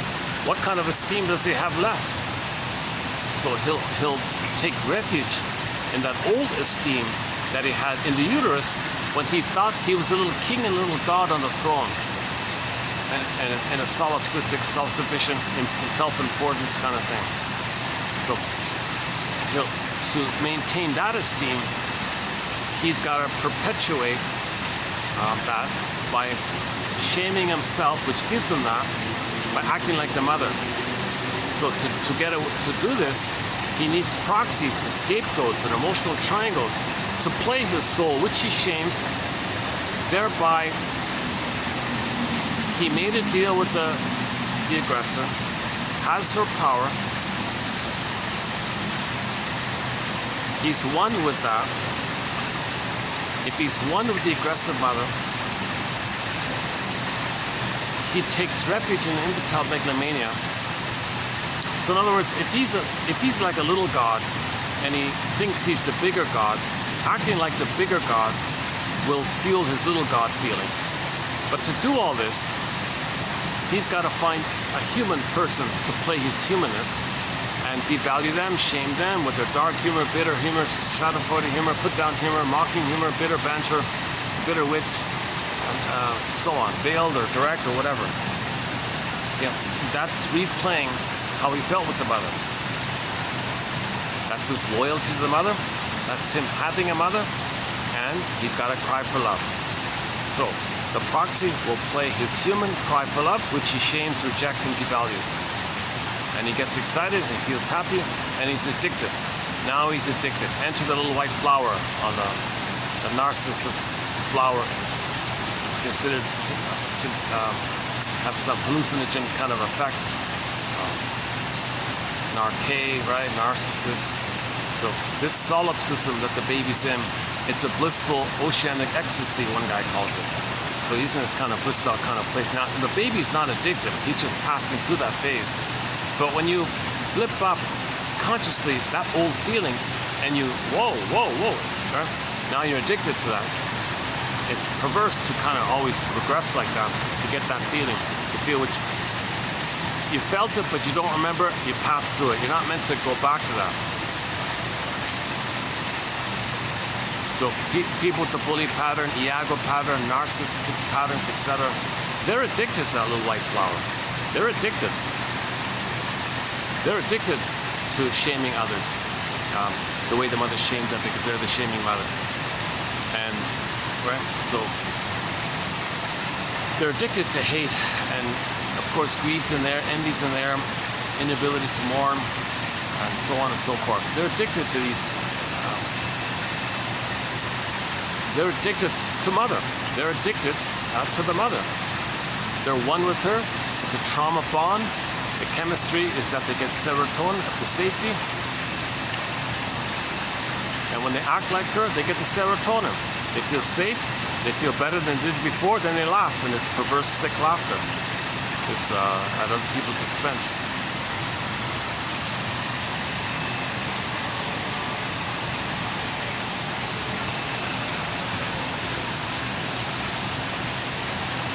Okay,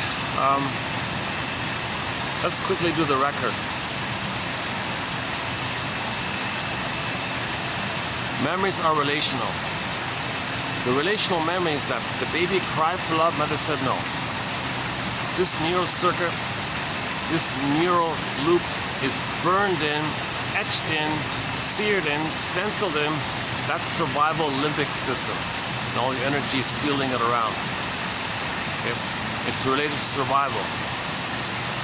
For the baby's survival, he needs mother's love, but mother said no. No time. But the pain, wait a minute, I don't want the pain, but I still have the need. So that's a huge conflict, a huge inner conflict.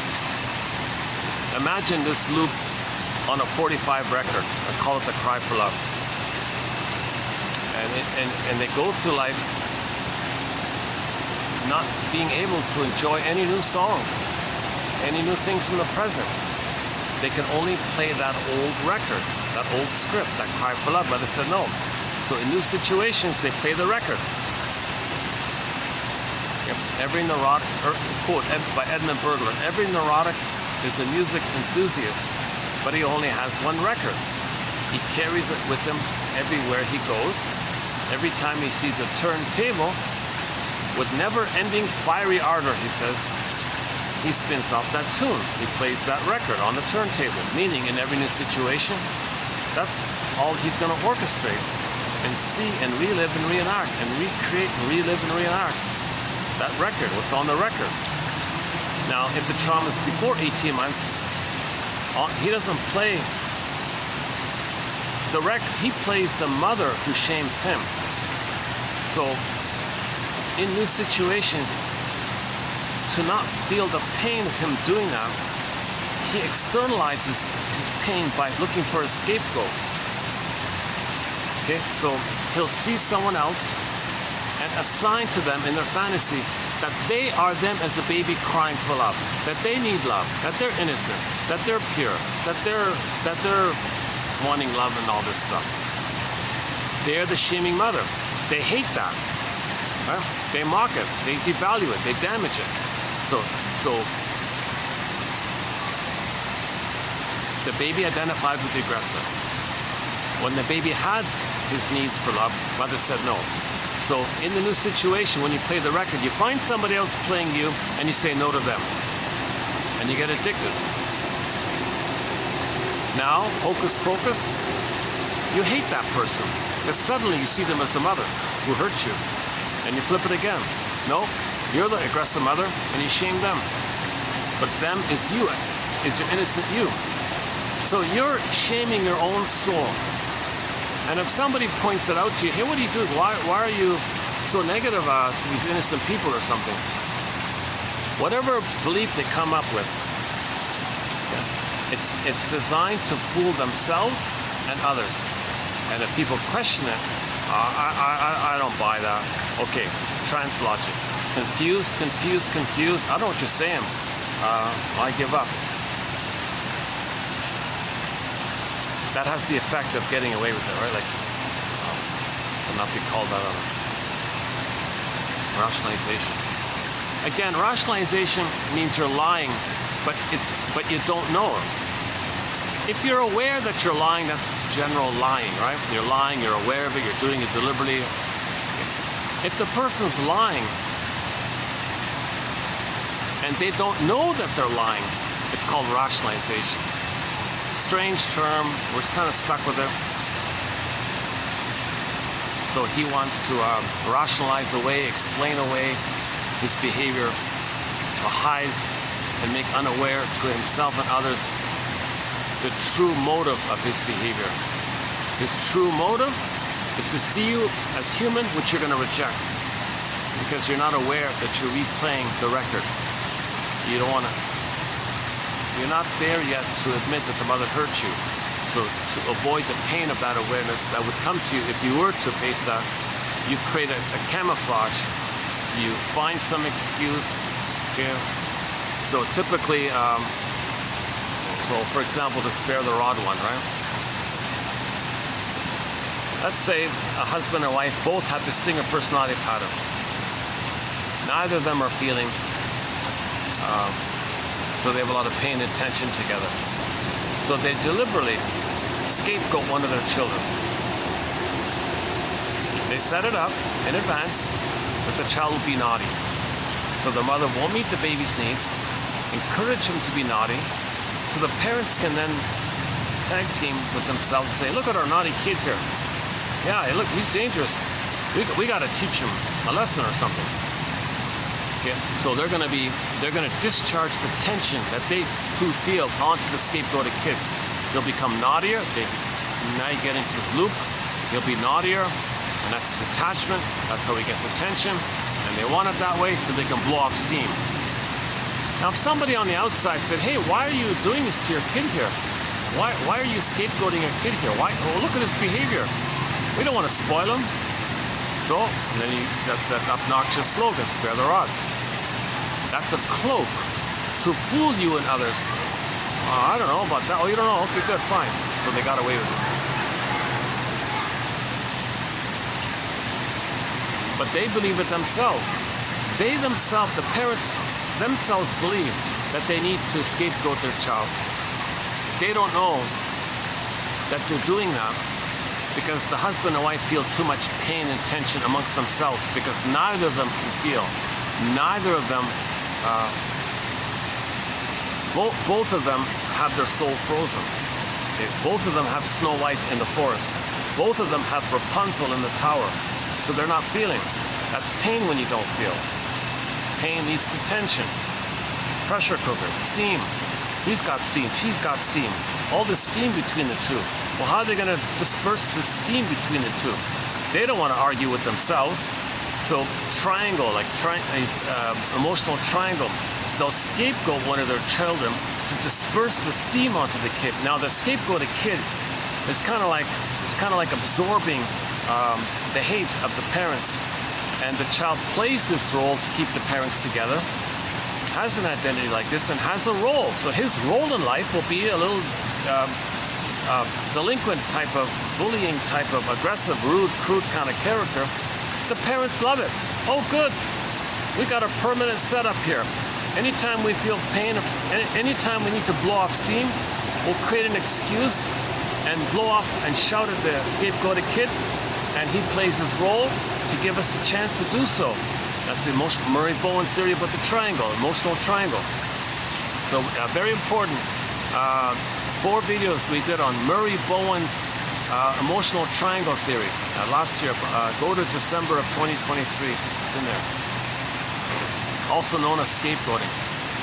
So the mother deliberately sets it up, knowingly that she wants the child to be naughty, so that she and the husband can have an opportunity and a cloak to do the under thing of blowing off steam on the scapegoated kid. That's why in many dysfunctional homes, usually there'll be one kid who's the most troublesome. He's the scapegoated one. He's keeping the parents together. And if these parents go too far and take the kid to the shrinker man, our kid's so disturbing, he's such a delinquent. Fix our kid here for us. Oh no, he's the symptom. I want to fix you too. What? You're scapegoating him. He's the symptom of the problem between you two. What? What are you talking about? He's the problem. No, you two are the problem. He's the symptom. Kid, here's a quarter. Go to the laundromat and play pinball at the pinball machine in the laundromat. Take a break from the abuse here. I'm going to refer you to my colleague, and he'll analyze you. You, madam, I'm going to refer you to another colleague, and he'll analyze you, and I'll check in once in a while, kind of thing. What? You're saying we're the problem, not the kid? Well, I'm an outstanding citizen. She's an outstanding mother. I'm an outstanding. BS. All lies. You're scapegoating him. You don't know that you're doing it. You two are the problem. They were enraged. So I'm referring to the comic Psychoanalysis with Freddie. So go to the comic called Psychoanalysis, 1955 comic. Okay, there were 4 issues put out that year. It only ran for 1 year. And it was kind of lost basically for a long time. But 4 years ago, a company called Dark Horse Publishing reissued it. It's been reissued. A huge boost for humanity to get back that comic. That's the best 101 of psychoanalysis. It teaches you psychoanalysis in that comic. So they have 3 clients. The first one's Freddie, who I'm currently referring to. He was the delinquent, troublesome kid. The parents are abusing him. The parents took Freddie to the shrinker man. Fix our kid. Something wrong with our kid here. Oh no. Something wrong with you two. Freddie, go home. And when the parents resolved the problem, Freddie calmed down. He calmed down. You know, Freddie was on the verge to becoming Iago, because Freddie accidentally discovered a way to get some relief from the abuse of parents. He accidentally found a sneaky way to get the parents to argue amongst themselves. He got some relief. He felt giddy and glee by doing so. And that might be a pattern in his life. And he may go through life by getting others against themselves, and he feels giddy and glee. So he's stuck at that place of only seeking pain relief from the shouting parents, or whatever it is, or unhappy parents. So that's a very good lesson about family systems theory, emotional triangle, scapegoating. I don't know if Mr. Bone was even around at that time. That's 1959.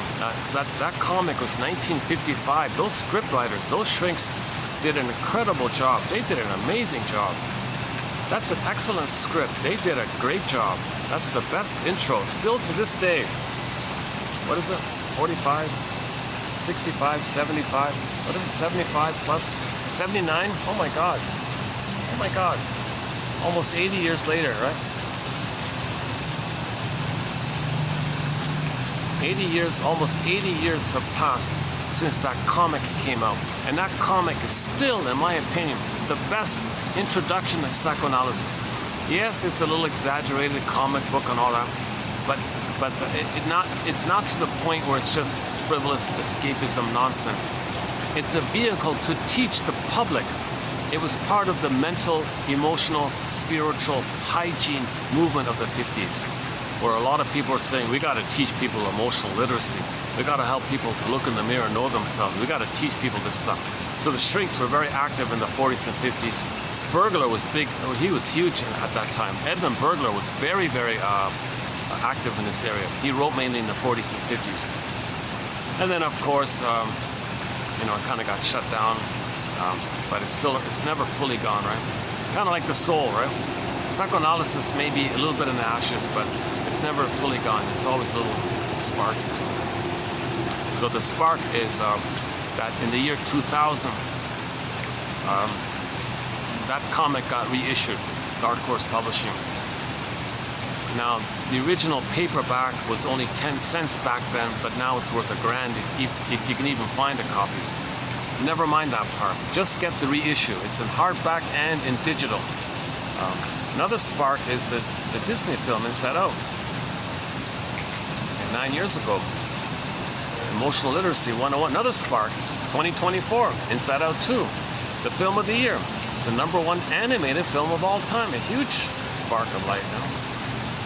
Firebird, Phoenix. Another little Phoenix, Inside Out 2. 1001, Women's of the Mind, another Phoenix in my opinion. Henry Hart's Notebook, last year, got found and published, issued. A Lost Treasure, a treasure trove of notes called by Henry Hart. And today I'll post a few of them, and I posted a few already. I'm sort of halfway through it. Another huge boost.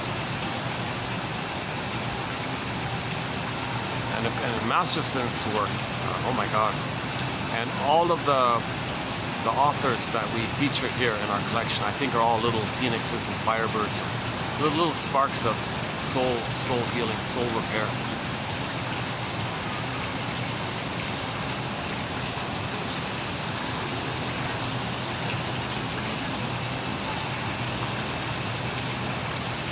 It's too bad I'm a little tired today. It's 5 o'clock. Got about an hour left of light. Yeah, what a pity, eh? Yeah, maybe I can do this in 2 parts.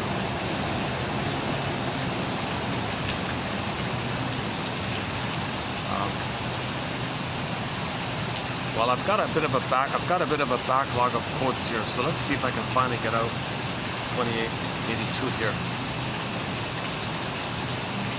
But I want to do it justice. I did do it justice yesterday. That's what's kind of a little annoying.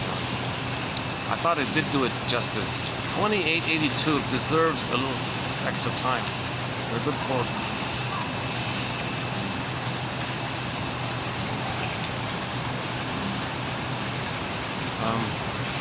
Okay, so let's go back to the 45 record. Okay, every neurotic is a music enthusiast, but he can't enjoy new songs. You can't enjoy the present. You can't be creative and have affection and learn and discover and be renewed. You can't do anything new and fresh. He can't have the pleasure of expressing his gifts and his uniqueness. He doesn't even mourn. He doesn't feel joy. He doesn't have the bluebird of happiness. He can't enjoy all these other songs in life because he's only got 145. This stubborn old burned-in cry for love. It's unresolved. It's grooved in. It's related to survival. It's so much pain. Flat, simple, basic Pavlovian conditioning. Because of the pain of that, he's afraid to love life because of the pain associated with loving life. So he wants to resolve this painful loop. So in every new situation, he's going to reenact that scene of the crime with the mother, hoping to get a better outcome, hoping to get the love that was needed back then. It doesn't make sense because the present isn't the past, but the lizard brain doesn't know time. Don't go up to an iguana. Iguana, hey iguana, do you know what time it is? Janoff jokes, don't talk feelings with a crocodile. This part of the brain only cares about the instinct of survival and reproduction, like a snake or lizard like that. So that's why it's kind of stubborn like that. It's forceful like that. All your energies, your whole system thinks it's about survival. So you're going to replay the record.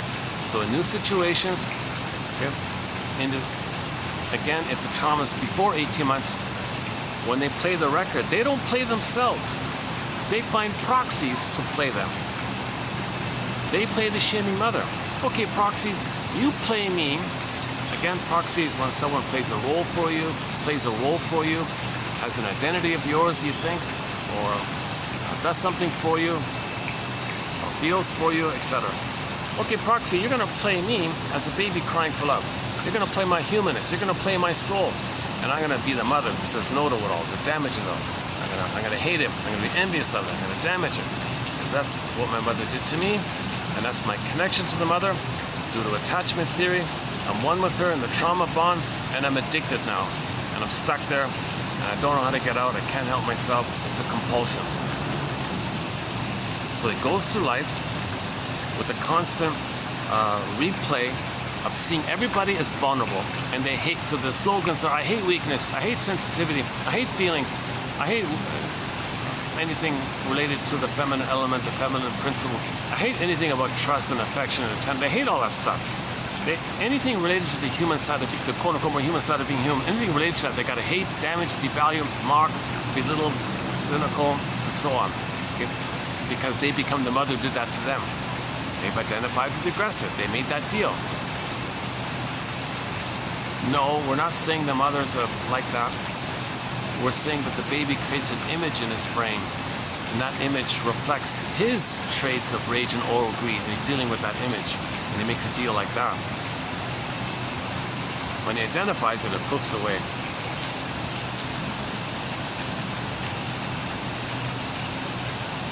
Okay, so once again, the commonality of the various stinger personality patterns. The one main one is they got to see everyone else in a negative light because that's their soul. The mother saw their soul in a negative light, and they become her. So they project their soul onto everybody basically, and they think everyone is no good. They're in a flash frozen moment where they made these beliefs. That they're no good, mother must be seen as good. So they'll be that mother, and their no goodness, everyone else can have it. It's projection. It is with them, but they don't know it. It's projected. So again, when you admit it, that's eating the rampions, eating the radishes, you're getting it back. You want to heal. That's psychosynthesis. You want to get it back. So that's Robert Bly once again.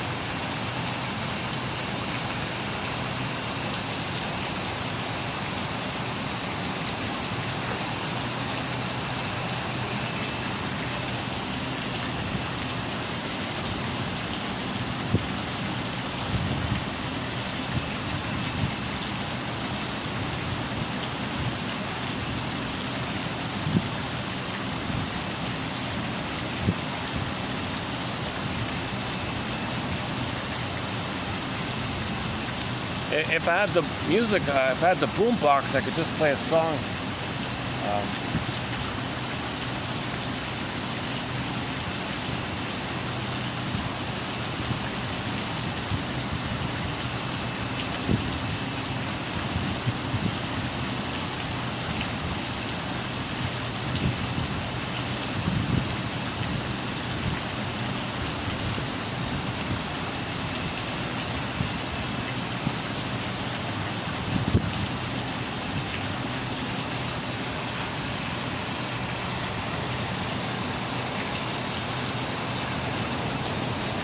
I think I'm eating too many I'm eating too many sugary kind of things, like before I do these videos. It's making me a little groggy.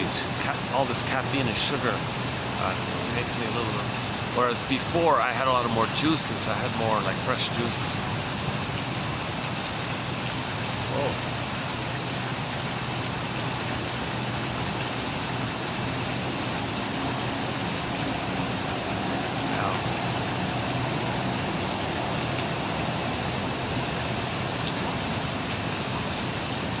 This is a really a high-end kind of place.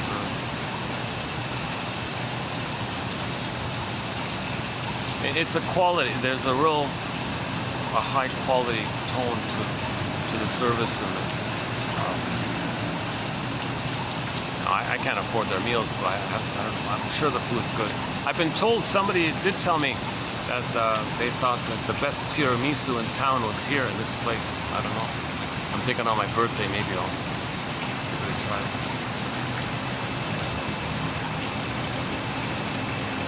That's what I said last year.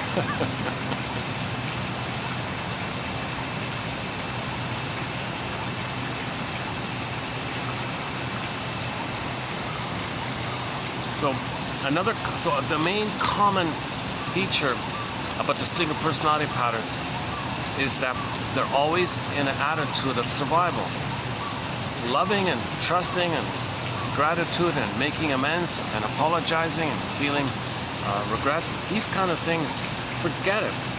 If others have it, they hate it. Okay? So their slogans are, if they're not going to be that image of the hungry wolf.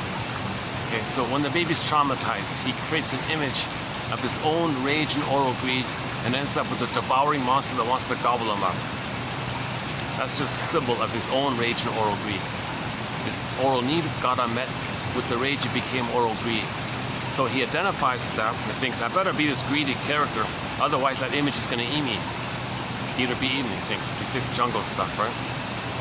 Oh, the Jungle Love song. And I talked about that comedian yesterday who likes that song, Jungle Love. She's missing so much by that. She's missing so much by that. Thinking that this is some kind of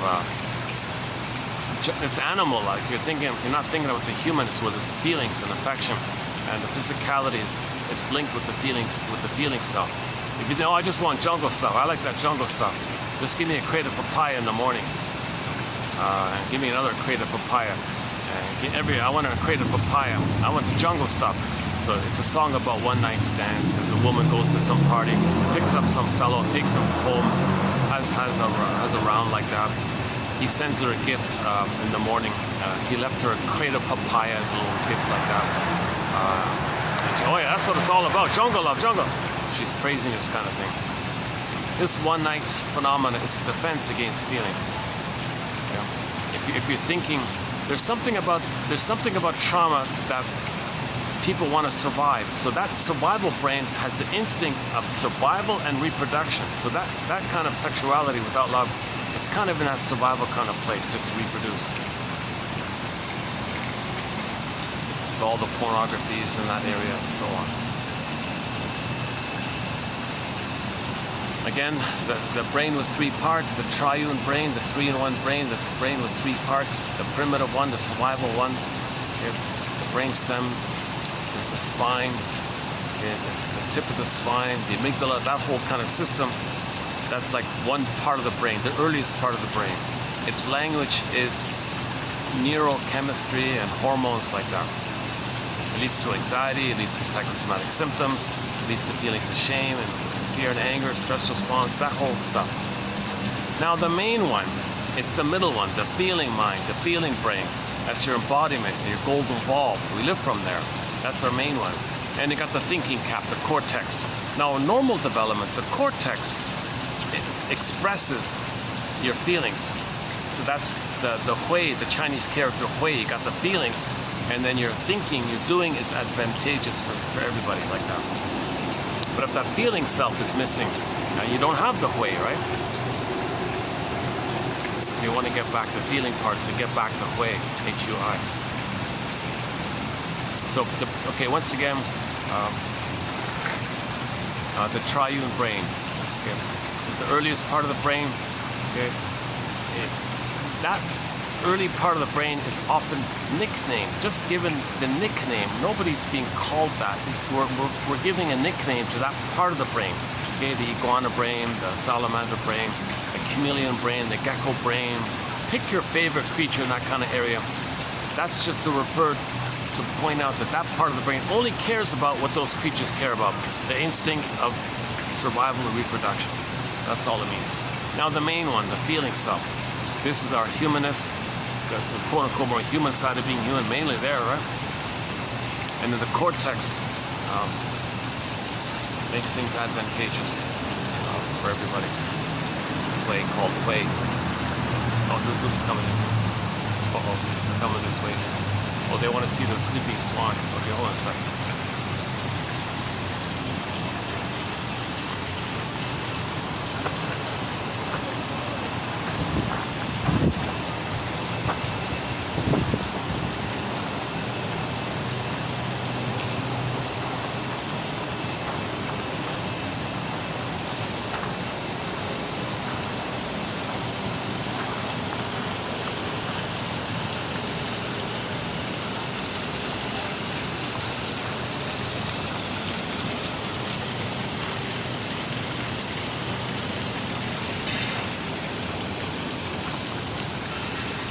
Another related to the survival anxiety issue is the BPD amalgam, James Grotstein's theory.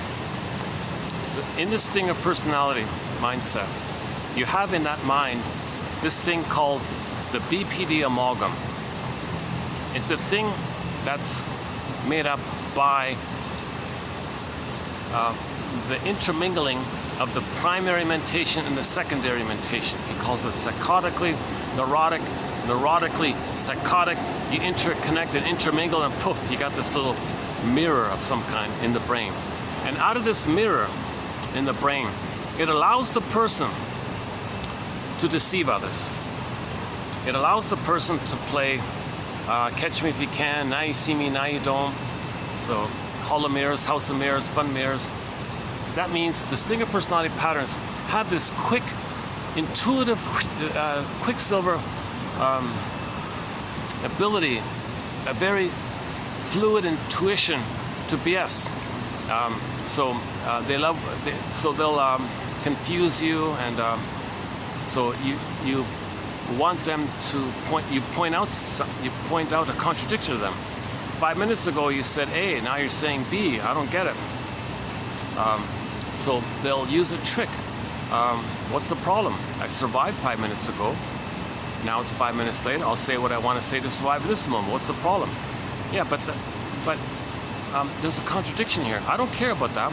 In the unconscious, there's no contradiction because there's only the timelessness.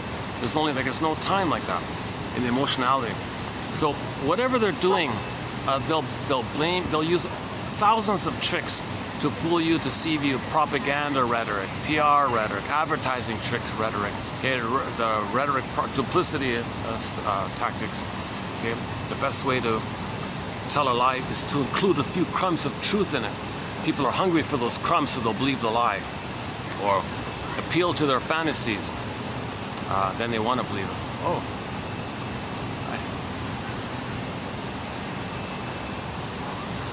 Hi. Are you finished work yet? Yes.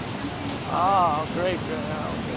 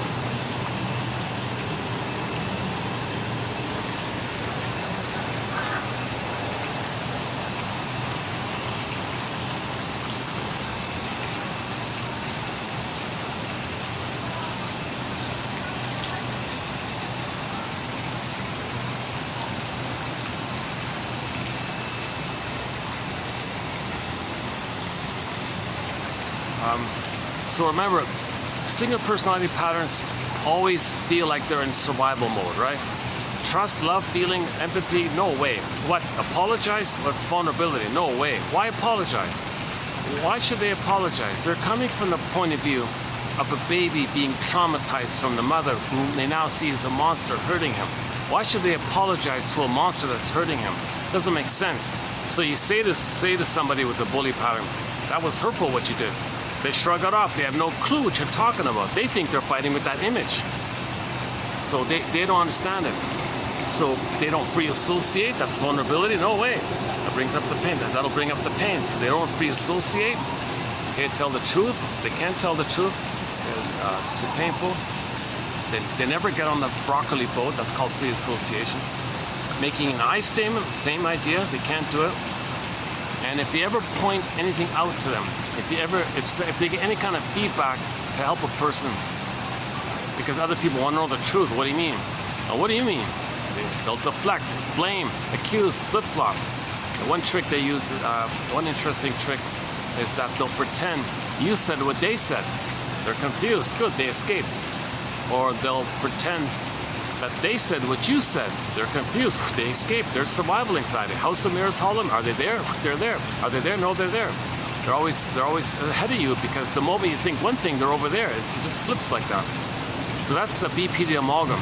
It allows any person with a stinger personality pattern to get away with whatever they're doing, and they feel entitled. They feel entitled because they're a little god. And all babies are in that state of entitlement, that everything's for them, about them. If they think they're a little god, they're entitled like that. They are in that kind of place, okay? Whereby the mother's there to serve the baby, meet the baby's needs. So they're entitled to that kind of thing. So they always feel entitled. It's solipsistic like that. So whatever they do, they feel entitled. If they're angry, well, they're entitled. The baby in the uterus is entitled to send up his waste elimination up those two veins to the placenta to have it cleared up. If there's a problem with the mother like this, if they're kind of in that kind of place where they feel entitled for that kind of stuff. So if they do hateful things, well, I'm entitled. I'm entitled to have the other person take my anger because the placenta was removed prematurely, and I had a trauma like that. Where's my phantom placenta? Oh, there's my phantom placenta. Oh my gosh! So some people are toxic towards others. Others feel, why are you so hostile like that? Well, you're my placenta. What are you talking about? Well, it was removed prematurely. I'm entitled to have the completion of my placenta needs. Oh my God. So these are considered people who are toxic to be around because they're so cynical, and so bitter, and so negative. Sometimes the tone gives it away. Like some people have a certain kind of tone, that kind of, it's a hateful kind of tone.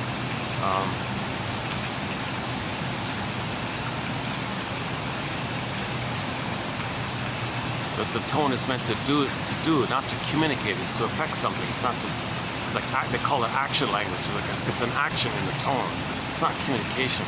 It's not a natural tone from their natural voice. It's coming from this survival, this hate place, basically, the hostile mind. And sure, and anybody under stress might temporarily progress to that kind of place, I guess. Clingers and pleasers under stress can go back to the stinger mode temporarily, and they go back to the baseline place. But stingers are always in a stinger place. That's the difference. So like a codependent or a pleaser who loves others and helps others, if they're stressed, they can go back to the stinger place and not care. They can temporarily become narcissistic or bullying, but when that's over, they feel badly. They apologize and make amends. The stingers never apologize. Clingers do apologize, often too much. Right?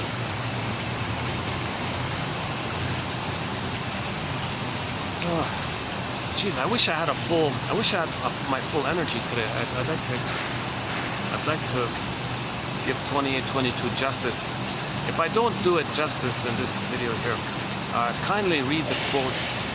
Click the more link and read the quotes and pick one that you like. I spent 4 hours on it yesterday. Well, I built the usual build up and then I talked a lot. Too bad I couldn't save it. There's no way to save these videos. The camera doesn't register it. It doesn't. There's no trace of it. You can't get it back. And I tried buying all these apps and things. Oh, what a disaster! They put you on these automatically monthly charge fees, and you can't get out of it. Oh my God!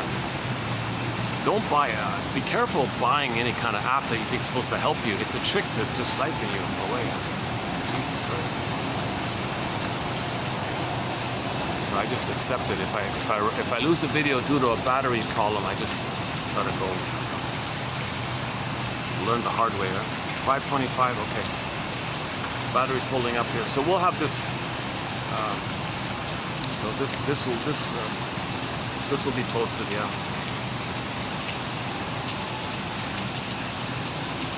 So once again, the slogans of the Stinger personality patterns are all jungle slogans, jungle love, survival slogans. So that's why they can't apologize. Oh no, never apologize. No, never. They can't do it. That's vulnerability. That's a feeling. If they're vulnerable, mother's gonna gobble them up.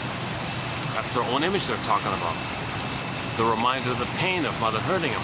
They don't want to feel that pain, so to apologize, they feel a lot of pain, the memory of the past. Any self-initiative triggers the past fears. Self-activation triggers abandonment depression, which leads to defense. Masterson's axiom. I talked about that.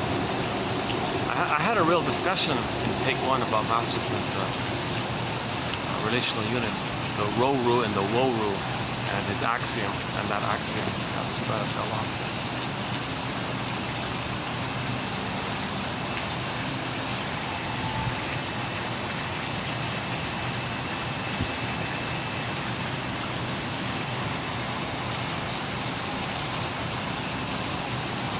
And of course, another jungle slogan is never a regret. Why? Why should they feel sorry? They never did anything wrong. They're always entitled. Empathy's not there, remember? Feelings for self and others are not there. They only have the delusion that they're little king and little god. That's the state of entitlement, the state of bliss, and they're always searching for it. And they get it when they treat others the way the mother treated them. And if somebody calls them out on it, the unconscious produces a rationalization to explain it all away.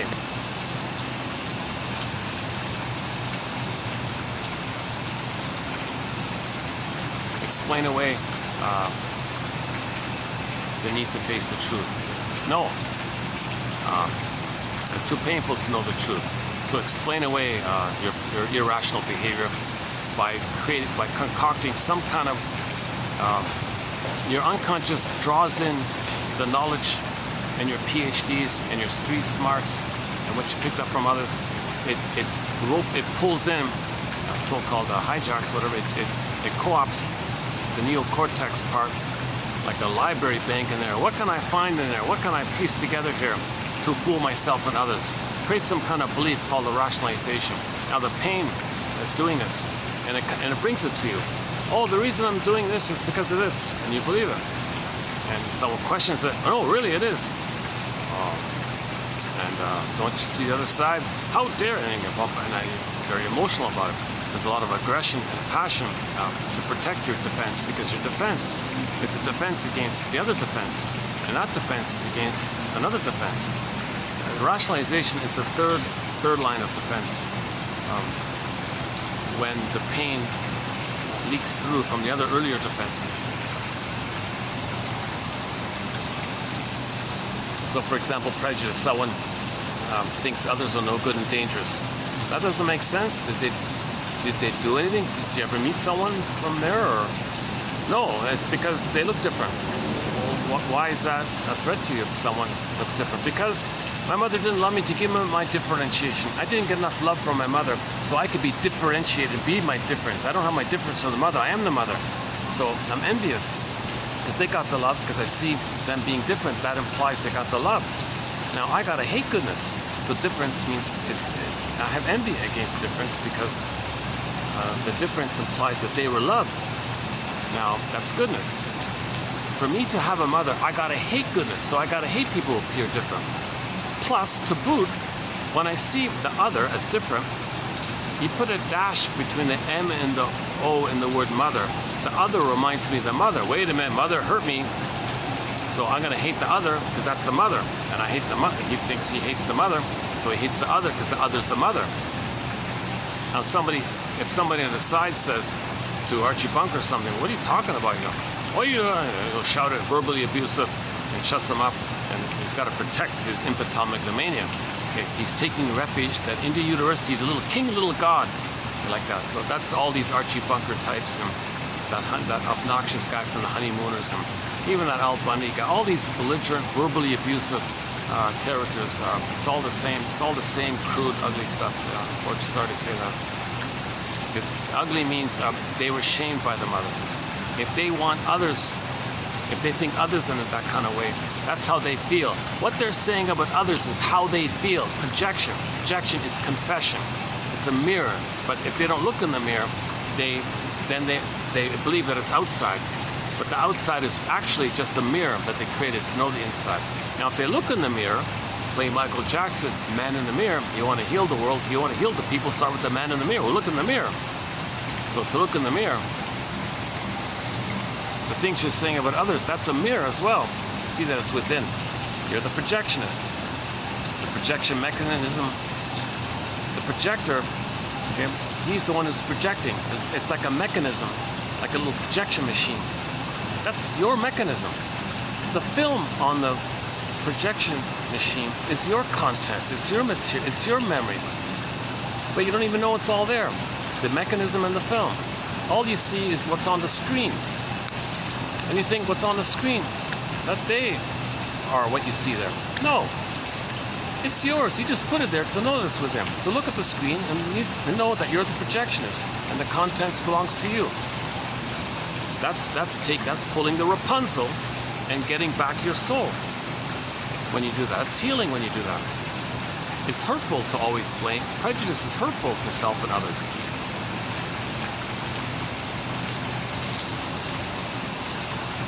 Okay, so the humor is going to be Schadenfreude, and that's why they're excited, because they get the serotonin with the mother.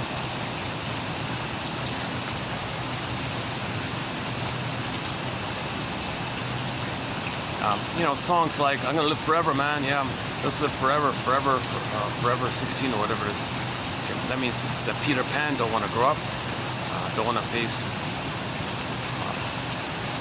adult development. That's a sign of trauma that you don't want to grow up like that.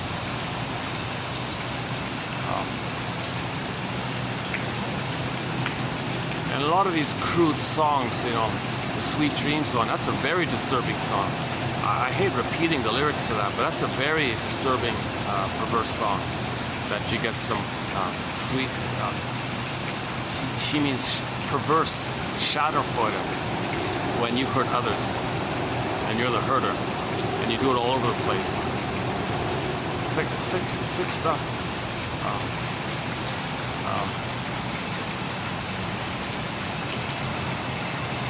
What's the other one again? Everybody wants to rule the world song. No, not all babies are traumatized before 18 months. But if the baby is traumatized before 18 months, he's frozen at that place where he thought he ruled the world, that the mother was him. He possessed the mother. The world is my oyster. The mother was him. The breast was for him. It belonged to him. He ruled it. He owned it. This whole stuff. If you're traumatized like that, that song appeals to that kind of area. And any kind of song about cares about who cares about you or some similar idea. Any songs that are where the lyrics are about jungle slogans, kind of like that.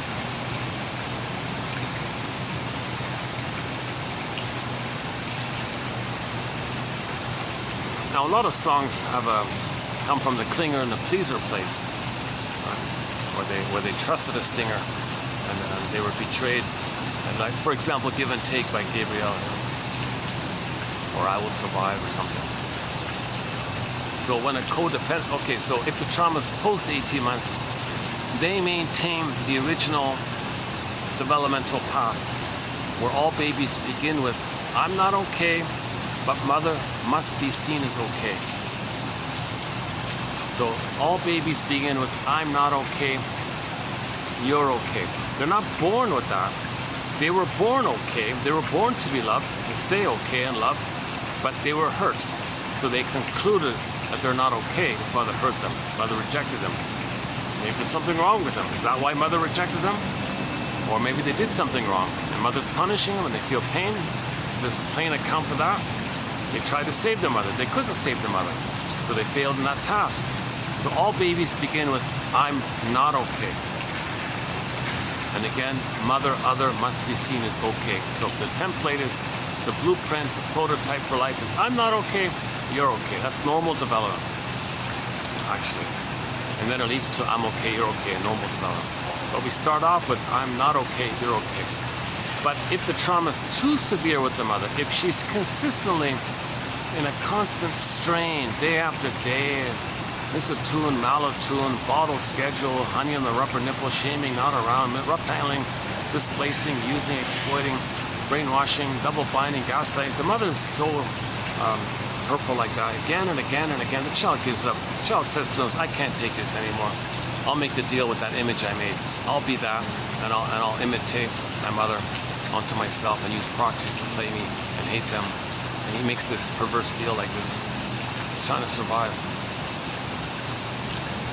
So he'll take refuge in the time of the uterus, and from that, he says he's okay. It's a delusional okay, but he'll take that. So he'll take this fake delusional, huge irony, because the baby was never a little god, right? But he'll take that. So he'll say, I'm okay, from that place. His soul, which is no good, you can have it, others can have it. His own soul. So he projects his wounded, false belief that he's defective and guilty onto others and say they're no good. So his mindset is, I'm okay. The stingers think, they flip it. I'm okay, you're not okay. Again, when they say you're not okay, they mean their own soul projected onto others. Now, that's addictive. It's derailed. Their development is derailed. They don't want to move forward to I'm okay, you're okay. They're just addicted to playing I'm a little god, and all you humans out there, you're no good. That's a stinger mindset. Now the clingers stay on track.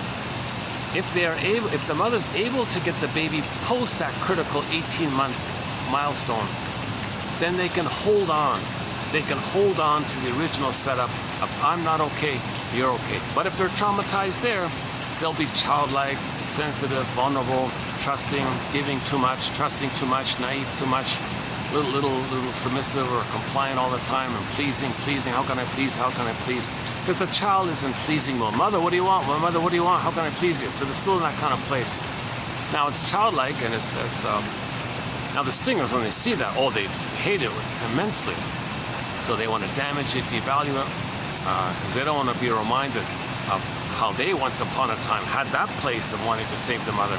And they see somebody still trying to save the mother. What a fool you are! I try to save the mother. Look what happened to me. Just make the deal with the you know who. Clingers say no. It's painful, but nature says I'm meant to be me. I'm meant to have my beingness. I'm not gonna go back like that. The stingers, you're a fool. That's too painful to go forward. So the stingers don't understand. Still that effort, they forgot that kind of effort, but if they see it, they hate it, because they identify with the aggressive. That's why they're the stingers. Now the clingers, they didn't cross over like that, really. If they maintain that I'm not okay, you're okay, they're still kind of on track like that. So clingers can make I statements. Their infantile megalomania is mainly dissipated, but under stress they can go back to it for a brief period of time. The clingers and the pleasers and the caretakers and some of the histrionics or higher functioning BPD versus the lower functioning BPD. Okay, so the clingers, okay, the pleasers and all that, since they're still on track, they can make I statements, they can free associate, they can stay on that track to I'm okay, you're okay. The problem with the clingers is they're always childlike, they're afraid of their autonomy, they're afraid to be successful, they're afraid to, because they never got any parent to accept their curiosity and their now voyager phase and their learning phase and their exploratory phase. The mother wasn't around or shamed them for it. So they're kind of stuck at that kind of place. Now the stingers give up on us. They don't care about that stuff. They don't care about the human side of being, the quote-unquote more human side of being. They don't care about that stuff anymore. They're just addicted to playing infantile God. The clingers can be on the humanist. Now my theory is that the mythology comes from that stinger area, and the fairy tales are more like down to earth in the personal area. That's my personal theory about the difference between fairy tales and myths. Now Chinnan has a different theory. Maybe it's sort of a both and, I think. Chinnan thinks myths are the broader general pattern, and fairy tales are like specific localized examples of that broader pattern. So I think he's right, yeah. So I think it's both and. Or maybe it's mainly what Chinnan says.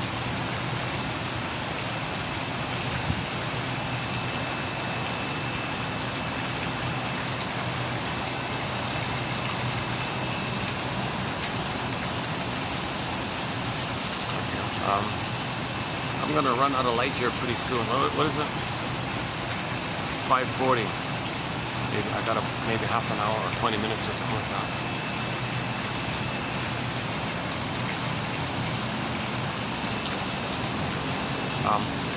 If two clingers get together as friends or as a couple, and they're conscious of their situation, they can make I statements and grow together. And there's that discovery and exploration together, and it's new and it's fresh, and they're always learning more and more about themselves. They're healing and they're growing, like their lifelong learning, etc. So there's that continuous kind of healing process together. They're helping each other like that. So there's like a mutual benefit there, right? Because they got some love there. So there can be that mutual benefit there. The way is there, right?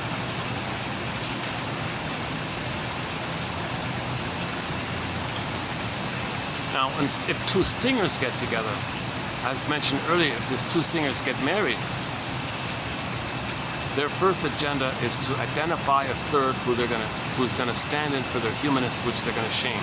That's a scapegoating phenomenon. They're gonna hate the one that they're gonna hate it for it. They're gonna hate their own soul, which they shame, because they see their soul as the mother who hurt them at the same time. Hocus pocus, auto-hypnosis, double focus, double think. Again, Alice Owanan thinks and flipping the mirror thing flips around all the time. So two stingers get married. One of the children will be scapegoated. Now one child might be given support.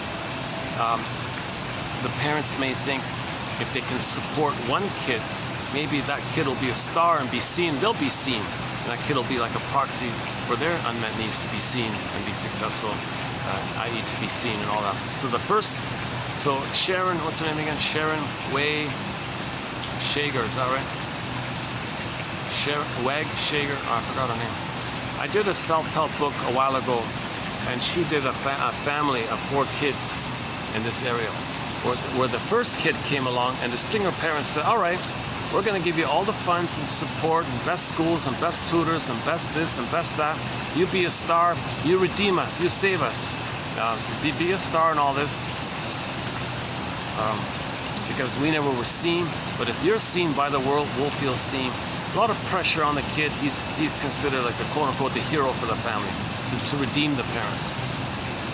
That doesn't work, whatever partial success he may have or whatever. Even if he is a little bit successful, it doesn't satisfy. It doesn't heal the parents. It doesn't take the parents back in a time machine and have the experience of others seeing them. So the frustration builds up, the pain builds up, the pressure cooker builds up. So when the second kid comes on, the scene, the scapegoat, they're going to scapegoat that kid, the blow off steam. The third kid comes on the scene, and the parents, everybody, they just ignore him. He's lost or something. He goes to the library or something. The fourth kid comes on the scene, and thinks, oh my God, what a miserable situation here. I got 3 unhappy siblings and miserable parents. He just says, well, since there's so much steam all around, maybe I'll just make jokes. He becomes the mascot, the blow off steam that way. That's his role. So the hero, the scapegoat, the lost one, and the mascot. That was his. Now we don't have a theory on birth order. But that first kid one, about the first kid, the hero one, that's what Adler said here. Adler was also concerned whether parents raise a child for their own gratification. For example, an only child would be pampered, for example.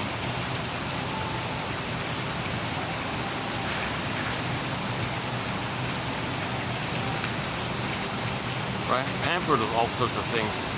But they're not going to learn about themselves, right? As a consequence, these children may feel inferior despite all that, leading to problems in relating. So the only child syndrome, they may have problems in relating. So I'm thinking that song by Steve Perry for the called Friends of Mine on our soundtrack off that album I mentioned earlier, For the Love of Strange Medicine.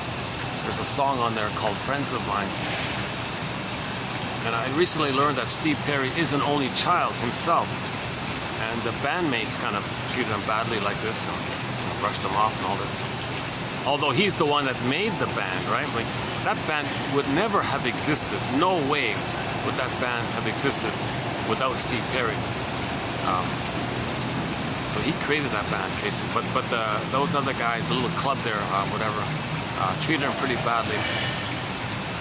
So he has, in his solo also, when he left, they even kicked him out because he got sick and couldn't wait for him to. How selfish is that, right?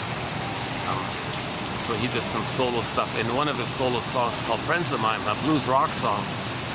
No matter who you are, you can't buy friends with caviar. So no matter how great a singer he is, he couldn't make friends with those stingers in there. They just want the money, kick him out, find a replacement singer, and just to make money like that.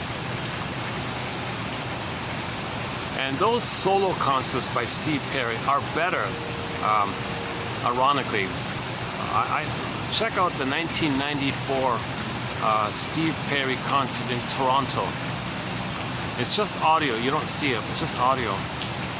That sounds just as clear, even at times better than the original Journey, right? Yes, the other guys get some credit for the sound and all that. But that never would have, they had that sound before Steve Perry, but nothing happened, right?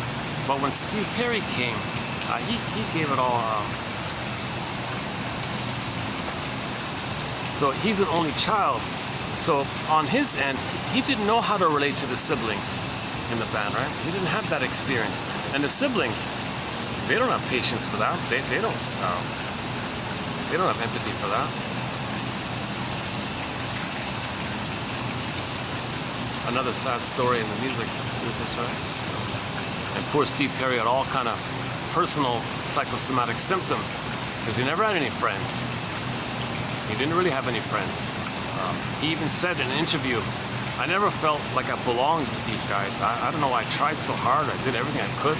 They never included me. They talked about me behind my back, made fun of me or something, teased me or something, called me a girl or I don't know what it is. On that part, no, I don't know. That last comment, I don't know, I just made that up. A lot of people say he looks kind of feminine or something.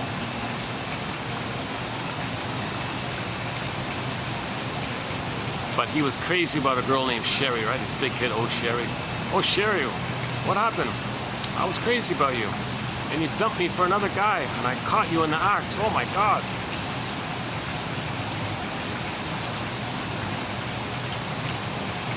So why would he be attracted to a woman who would dump him? That's for him to know that the parents didn't see him, quote unquote, dumped him. So only children feel emotionally dumped, even though they're giving support to be a star. They feel dumped, meaning unseen, unaccepted for who they are. The parents used them and exploited them for their ends, so they feel dumped like that.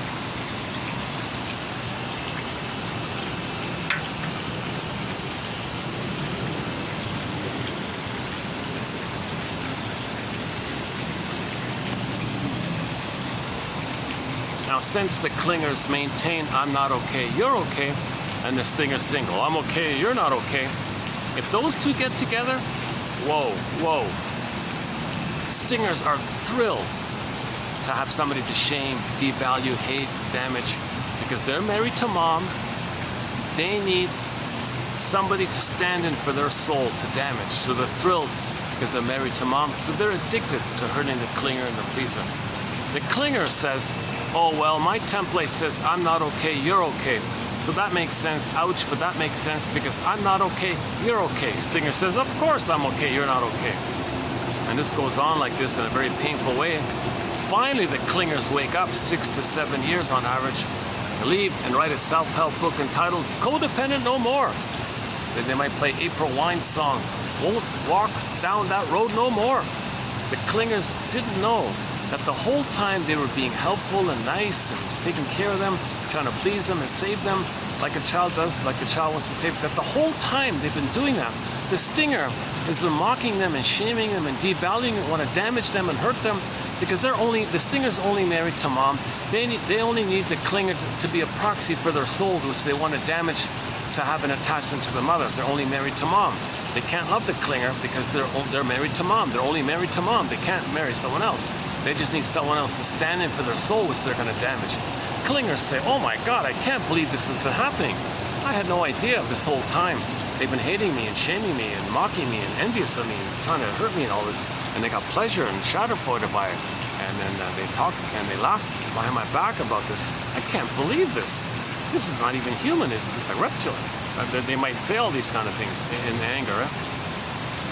So finally they leave and then they play the Glee cast has a combo song called I Will Survive, Survivor. And Won't Walk Down That Road No More by April Wine. And Miles Goodwin, the lead singer of that band, passed away about a half a year ago. He says in that song, as a clinger, I always gave my soul away. And, I'm not going to do that anymore.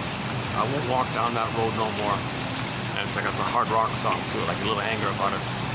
So the clingers might be very angry at some point at this. I can't believe I did this. I can't believe this. But they distorted it. Okay? The rationalization the clingers use is called sweet lemons. No, they're not sour, they're sweet. They lie to themselves to fit their template. I'm not okay, you're okay. Now, if the stingers lose the clinger, it is a loss in the sense that they needed somebody to shame. So it is a loss. But stingers don't mourn. They can't feel sadness. So if there is a loss for a stinger, they do denial, contempt, sour grapes, and they say, didn't need you anyways.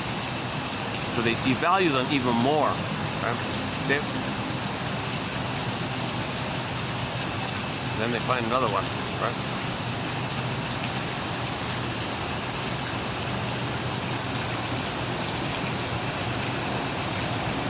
So the stinger will rope in another clinger. The same old thing happens again. A sucker born every minute, I guess. Something like that. And the stingers think that the clingers deserve it.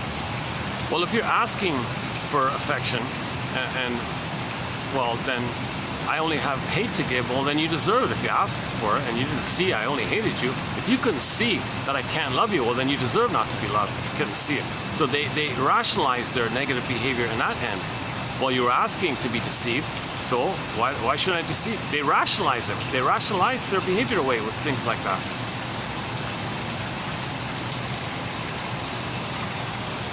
And to boot, to inflate their godlike delusion, they say, those clingers, they're so ungrateful. They should be happy that I gave them the chance to be hurt by me. They should be pleased to serve a king and a god. Aren't they happy?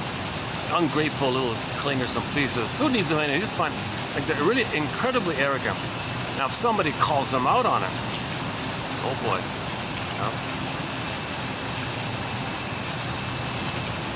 So they'll use the mirror, the BPD amalgam, to explain it, to fool others around it, make it the lie. They're perpetual, constant pathological liars. They cannot tell the truth. So if you call them out on the truth, they've got to lie, and find fancy lies and twists and philosophies. And they're very nihilistic. And that's one of the lies. It's a very slippery, deceptive lie. Well, if the clinger is trying to learn that their mother didn't love them, and they ask me to not love them, Well, that's the rationalization that it was okay that I didn't love them. If they're drawn to me to learn that their mother didn't love them, see, but you're exploited. Well, fine. The clinger needed to learn that their mother exploited them. So if they came to me to be exploited, then they deserve that. That's the perverse, twisted, hollow mirrors, flip-flopping thing they do. The amalgam, duplicity analysis. They want to appear moral while being immoral. So their goal is to appear moral or reasonable while doing the opposite. And that's what the mirror does in them. It's called double speak and double talk and double think, hocus pocus, auto-hypnosis. Again, the source point of that is the fusion. Self and mother are all one. It's blurred, so it flies around. And in the primary mentation, there's no time, so things are flying around. There's no time. Spaceless, timeless.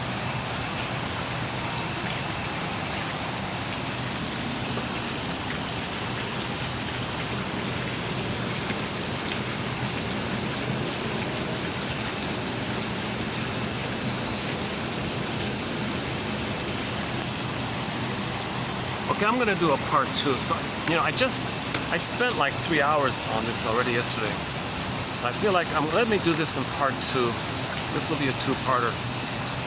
So this part 1 is sort of like the usual introduction I try to give in some of these videos. And then I usually end up with the quotes, but I'm feeling a little both tired and the light's running out. Not because of the light, it's because I do feel a little tired today. So in part 2, I won't do the introduction because it's done here in part 1. In part 2, we'll do these ones. Okay, 28, 22. Okay, we got a bunch here. They're really good ones. They're very good. They deserve some time. So I don't want to rush through them too quickly. The one about the dream is very important. The first one by Bergler is very important. The abreaction one. Okay, another one. And Jesus. Oh, and the translogic. The translogic, that takes time to explain. The legalese quote here. Oh, and I don't know if I have the energy. I did a preview of this earlier about the psychopath. Our first quote, our very first quote on that is here. It's just a preliminary, introductory kind of quote. And yesterday I talked about it. Yeah, our linked TV show episode is Judge of the Defense. The pilot, season 1, episode 1. There's a psychopath in there, and I made reference to the house show, that obnoxious Mr. Vicodin pill popping guy, that always angry, bitter guy. I don't know. It was just some kind of pill painkiller commercial or something. But anyways, there's an episode in that series which I don't like, to tell you the truth. But I did see that episode called The Jerk. It's a chess playing thing. That guy, that young guy, seemed to be a psychopath. And I mention it because in the quote we have a shrink who said to a psychopath, oh, she identified it, I know you can easily pull one over me. I know you can fool me. I know you can trick me. I know you can deceive me. I know it. So that's something that you're going to choose to do. Well, that's something you can choose to do. Just to make him aware that he's doing it. So she says, I know you're going to fool me. I know you're going to trick me. And she knows that the psychopath has this BPD amalgam with another amalgam, with another amalgam. And the purpose is somehow to show up the mother, basically. Show up society, show up the world, show up the mother, revenge the mother, revenge the world, against society, against culture. That's the world. So they're fighting with the mother like that. They got so much rage with the mother. All they want to do to preserve their esteem is to somehow, in the court of imaginary courts, see what my mother did. Show up the world, show up culture, show up society.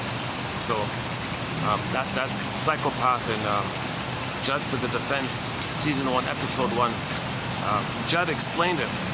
that he wanted to show up the authority figures, the principals and the police and the lawyers and the court system. He wanted to fool them all. Okay? That's to show up the mother. To show that the mother, you see how incompetent they are? Well, my mother was incompetent. So in this imaginary court, he wants some imaginary jury out there. You're right, mother hurt you.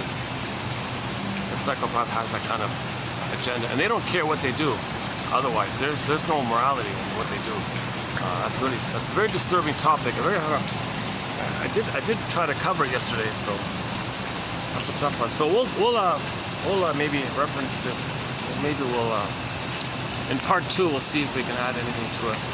So what I want to do here for the rest of this time is do a preview, simply a preview. Just found it this morning by a guy named Steven Sandler. So he's also a medical doctor. So I just want to run through his quote here. So this main one here is from him. Okay, so that's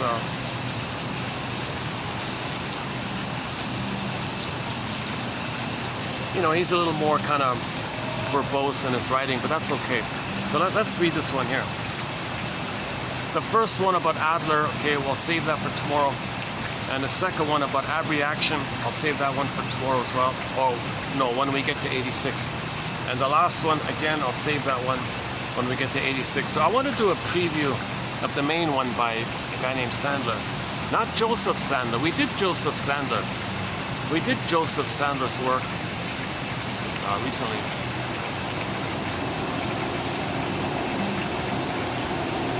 This is another Sandler, a guy named Peter Sandler. So here we go.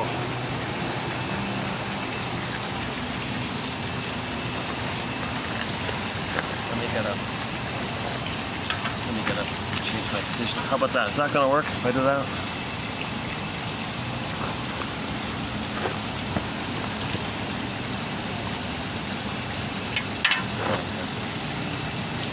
Just give me 1 second.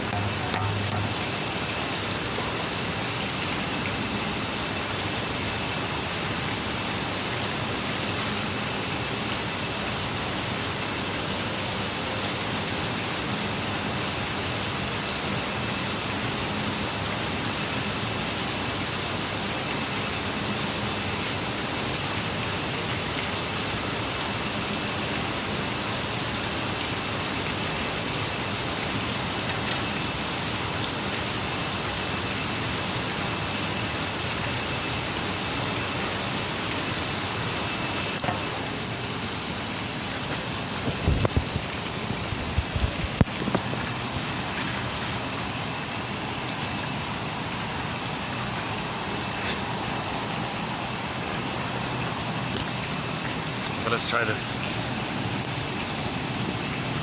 Okay, so this is the third quote in 2886, a preview here. For the young mammal, okay, loss of attachment, he's a goner. If you take the baby cow away from his mother, he'll be a goner, right?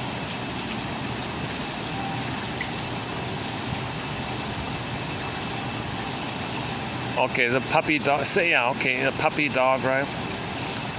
Very few animals, like the chicken can do it, right? The chicken comes out of the egg and he can peck around, he's okay. But that we don't really call chickens mammals, right? We don't call birds mammals. Okay, let me just read the quote here. All right, for the young mammal, loss of attachment means death. So when we think about the child's adaptation to a flawed attachment, okay, that's attachment trauma, a flawed attachment, a painful attachment, a traumatic attachment, we must realize that from her vantage point, she took certain actions to survive. He or she, the baby, to survive. She needs to preserve the attachment somehow. Again, the baby would rather have an abusive mother than no mother. So he's got to find a way here to do this. For example, some parents demand certain behaviors in return for the love and approval. So the mother says to the baby, to get my love, you can't know yourself. You can't be yourself. Then you get my love. I'll withdraw and punish you if you separate from me. You're with me or against me? You're with me? Okay, I'll love you. Mommy, do I have to give up myself to have an attachment with you? That's a conditional thing. So the child unconsciously signs an unspoken contract. She can get a little quote-unquote love, but only if she complies with the terms of the agreement. The agreement. Okay? Try to save the mother. Be a mother for the mother. Redeem the mother. Fix the mother. Okay? Always try to process mother's hate, etc. Or play a role for the mother. Be an extension of the mother. Or be scapegoated by the mother. Or be used by the mother. Some kind of role. And if he plays that role, the mother will give him a crumb to keep him alive, basically. She can... Yeah, so that's a tough one, eh? Why mothers do this. Now, so that's called attachment trauma, attachment failure, cunning tale. Why didn't the mother love the baby? Well, she wants the baby to mother her, and she feels it's her entitlement, it's her right. And no apologies, no regret. Okay, same survival. The mother's in survival mode, and they're unconscious. Okay, so the daughter can play for example, she can play the role of submission or caretaker, or maybe be the hero, like academic achiever. So some mothers can support the child's studies and fame and stardom on the condition that the child psychologically is married to her. So there's a split like that. She can become the emotionally disturbed child. So that could be the condition. All right, child, you be disturbed and shameful, and then I won't feel the shame in me. As above, so below. I want you to reflect how I feel. I want you to show how I feel. I feel disturbed inside. I feel emotionally disturbed inside. So baby, you reflect it. You show it. You be openly, overtly the disturbed child, the neurotic child, the disturbed child, the dysfunctional child. I want to see you in a mess, because that's as above, so below. I want to see externalize how I feel within. I want to project what's in me out to you, see it out, that I don't know that it's in. As above, so below. Or the monster child. All right, kid, you express my anger for me. Or you'd be naughty to give me an excuse to spare the rod on you. Whoa. Or I'm angry, so you go out and be angry on the world. Or whatever the child thinks the mother wants. Some children somehow the alternative is to detach. So she has to take steps to survive with a truncated, impoverished attachment. She may become an avoidant. So she becomes the turtle, the shell. She somehow withdraws into fantasy life. Schizoid, avoidant, detached, turtle, something like that. So she moves away from people, never trusts, never reaches out, never connects. Just leave me alone in my ivory tower. Do not disturb sign. The child thus develops a strategy to cope with this abusive mother. Or to use Bowlby's term, the strategy will always involve deactivating some of her basic emotional responses. Okay, so now the emotions are frozen. Snow White is in a coffin.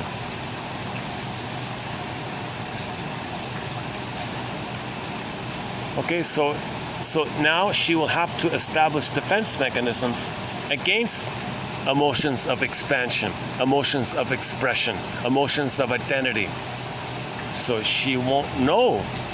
Okay, that's called alexithymia. I won't know. I won't be able to find any words for my feelings because my feelings are frozen. I have no feelings for my words, and I have no words for my feelings. That's a defense mechanism. And defenses to limit the painful states of contraction. So if the kid becomes the bully, he'll be afraid to be alone. If the kid's alone, he'll be afraid to be social, something like that. The submissive, for example, the submissive client maintains the relationship, albeit at a high price. For many clients, the defensive maneuvers are more effective at blocking emotions of approach. Okay, that's the withdrawn one. Okay, so once again, we move towards people as pleasers, we move against people as in the bully way, or we move away from people. So towards, away, against. Karen Horney. If the defensive mechanism, okay, so here's a very rare quote. I don't have any. I don't have a thread specifically on depression. So here's one here. For many clients, the defensive movers are more. If the defense mechanism is depression, okay, that defense, meaning anger to yourself, right? That defense itself causes suffering. So he's trying to protect himself from being abused by the mother. He does it by being depressed, but being depressed hurts him. It's a double hurt, right? So he accepts the lesser hurt, so to speak, to make him unaware of the bigger hurt.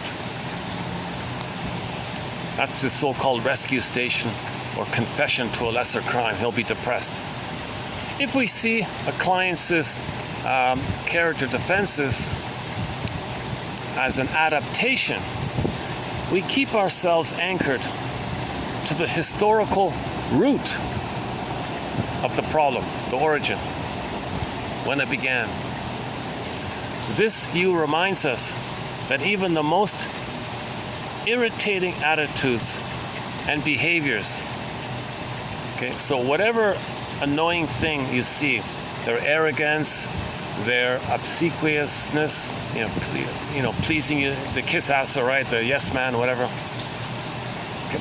These were originally, okay, so that anchors you to the past. If he's arrogant or if he's people pleasing, okay, that keeps you to the past because that's the defense mechanism. It becomes a character, a personality defense. His whole personality is that defense called the character defense. This reminds us that even the most irritating attitudes and behaviors were originally attempts to cope with this abusive mother. As they become rigid character traits, though, they become maladaptive or dysfunctional or neurotic because one begins to approach other people using the same strategies, even though other people are not like one's parents. Being submissive may have been a useful and necessary strategy to dealing with a domineering father, for example, but it is irrational and dysfunctional to approach everyone in adulthood from a submissive position. That's very dangerous for him, right? All the bullies will attack him, obviously. Those are the bully pattern. Because, he's going to be submissive. So it's neurotic to still use the childhood coping strategy for your whole life. For example, if the coping strategy was to be passive and always say yes, and you go through life never saying no to anybody, that's going to cause problems severely.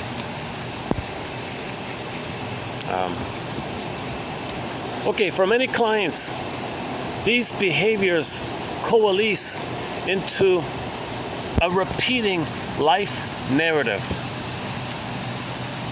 For example, a submissive woman gets into relationships with abusive men. A man keeps getting himself into relationships in which he is the caretaker of a troubled woman. Okay, 1920, Mr. Freud gave us the concept or the term repetition compulsion. The client is compelled to repeat certain repressed material.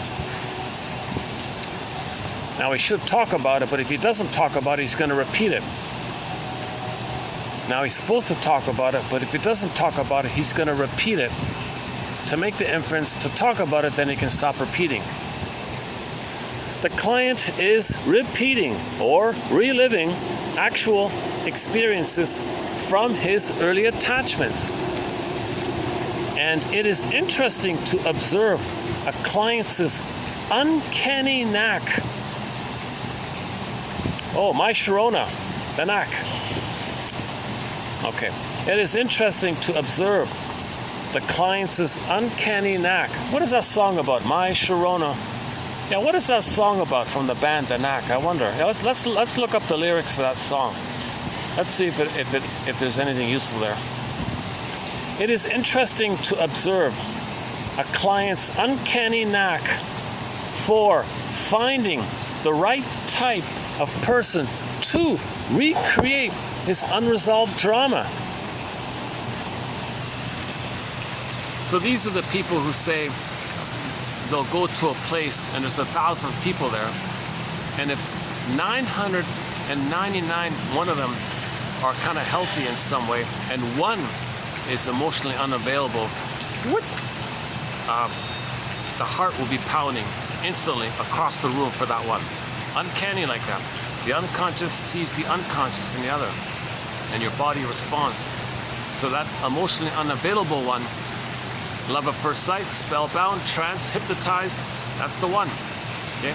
That person has the same psychology like your mother, which flares up the wiring you laid down with your mother, and then you transfer that to the present. It's called transference love. You don't love that person in the present. That person you're excited about, it's because it triggers up the oneness feeling that you had with the mother in that wiring. So you see the person in the present as your mother, and you say, oh, you're the one, I've been looking for you, you're Mr. Right, you're the perfect one. You're my first, you're my last, you're my everything. Play Barry White's song. No, that person just triggered the mother. Now, you were drawn to that to know the mother, that you were disappointed. You'll be disappointed again, you'll be angry. That's for you to know and get the story of the original scene of the crime with the mother, which you forgot. It was known, but you couldn't think it. Scarecrow, no brain. Now you're older, now you have a brain. So you recreate it with your brain, make the inference, and now know what you couldn't have known. So maybe you can feel what you couldn't have felt. Uncanny. Okay, it's uncanny. Okay, so this uncanniness is because there's a pain with that mother. We want to get out of that pain. So scan, scan, scan. Who's just like my mother? Basically. Oh, there it is. Because you have unfinished business with that stubborn mother, a struggle with her. You didn't get her needs. You didn't get your needs met with her. So find somebody who reminds you of her, so you can know that you didn't get your needs with her and how you felt, and bring it up to your consciousness. Because now you can know what you couldn't have known and feel what you couldn't have felt. That's abreaction. And then you get back your beingness, ghost laid to rest, life force free for the present, emotional freedom, free at last.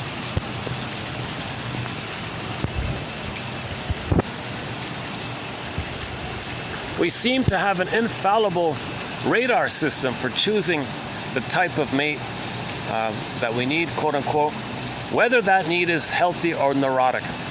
From an attachment point of view, we see that the client is unconsciously drawn to a certain type of mate because of the powerful pull of the unsatisfied attachment needs. Okay, this powerful pull, Bergler calls it this with never-ending fiery ardor. This push means all of the baby's life force, all of his energy, all of his arrows, Okay, all of his spirit, all of his life force, libido, if you want to call it that, meaning arrow. If you're gonna say libido, you gotta say eros, eros, E-R-O-S. All of his eros, all of his energy, all of his life force, all of his energy like that. You know, all of it is to find the mother. Where are you, mother? I got a latch on. You know, otherwise, I'm a goner. So that's the powerful pull. It's like a pull like that, right? Life force is objects. So Fairbairn's famous line is, life force is object seeking. When the baby comes out of the uterus, his life force, where are you, mother? Where's the nipple? He's scanning, looking, where's the nipple? He wants to latch on, suckle, milk flows, the milk flows smoothly. It flows smoothly with the suckling, and there's a flow like that. Rhythm of safety, skin to skin, loving gaze, warm embrace, cocoon, a social womb, a garden of Eden, bliss, nirvana, Shambhala, Shangri-La, Avalon. He needs that Avalon.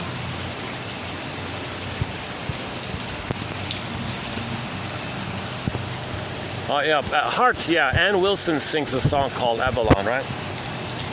Let's look up the lyrics to that one. Yeah, I forgot about that one. Avalon. Hart, we have one song by Ann Wilson. No, we have two songs. No, we have two songs by the band Hart on our soundtrack.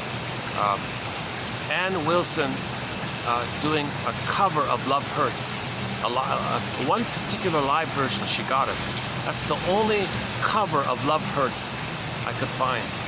Gil Moore, oh, please delete it. I was pitiful, I was miserable. But nobody's, even Alyona Yaroshina, did she cover it? She couldn't do it. No cover band has been able to Love Hurts. Only Dan McCafferty can do that one, right? And the other one is Dreamboat Annie. Dreamboat Annie. That's in reference to the film called That Uncertain Feeling. Sad faces painted over with those magazine smiles. Okay, so there's a film called That Uncertain Feeling. When we talk about that film, I play that song in reference to that. Okay, Avalon. So let's. The baby needs Avalon. Garden of Eden, Shambhala, Paradise, Avalon. I forgot about Avalon, yeah. When the baby comes out, all of his life forces to get that Avalon, all of his energy, all of his pull, it's a powerful pull like that, like a magnet or something.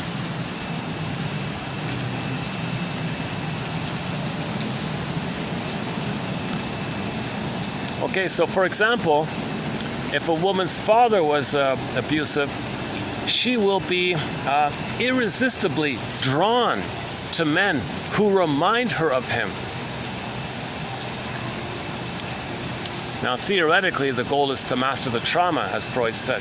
She must find the attachment figure again in a substitute person, a stand-in, the symbol, and then get what she thought she originally needed.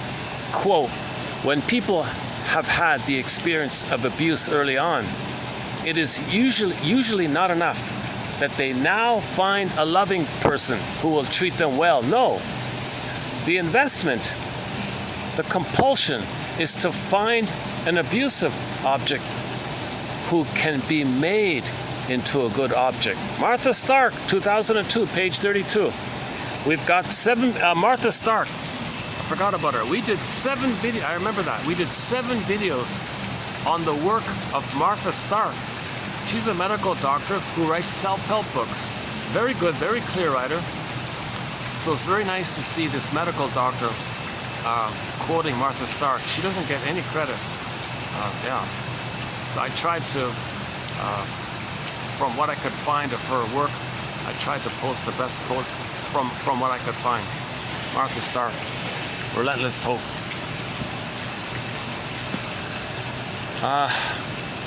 Okay, and it goes on here, so I'll just maybe leave it there.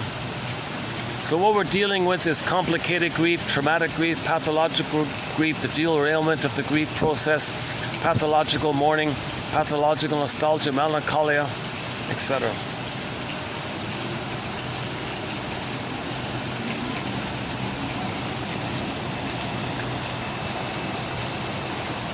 That's not too bad a quote, yeah. You're losing light here. Let's wrap it up here. Well, why don't we close up with Avalon? I don't know the lyrics yet, yeah.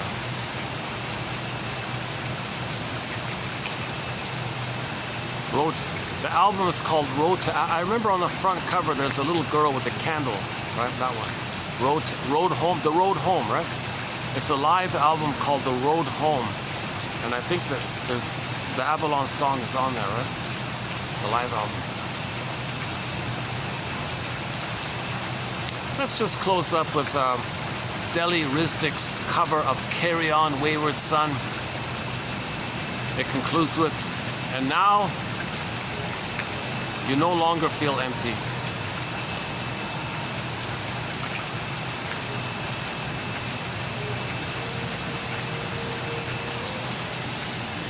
Carry on, my wayward son. Once I rose above the note. Okay. So there, I have 3 overlapping theories about that song discussed about a little while ago. So I've got 3 interpretations for that song, and the 4th being that it's an amalgam of the 3. But the conclusion is the important one. Now we no longer feel empty. And your life is waiting. And now you got your life. Now you begin life.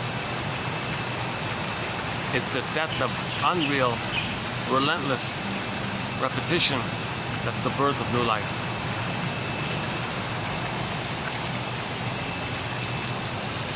Okay, let me take a breather for a sec here. Okay, so I haven't done it yet. So in part 2, we'll do 2822. Son of a gun. I did it. I spent 3 hours on this yesterday. Son of a gun. So I didn't have the energy to redo it this time in part 1. So in part 2, I'll see if I can redo this with fresh eyes. Or at least read through it. I don't know, do something with it. I want to discuss these ones. Especially the first one by Bergler and the dreams, the one about dreams, and the one about translogic, the one about legalese. Those 3 in particular I want to cover for sure.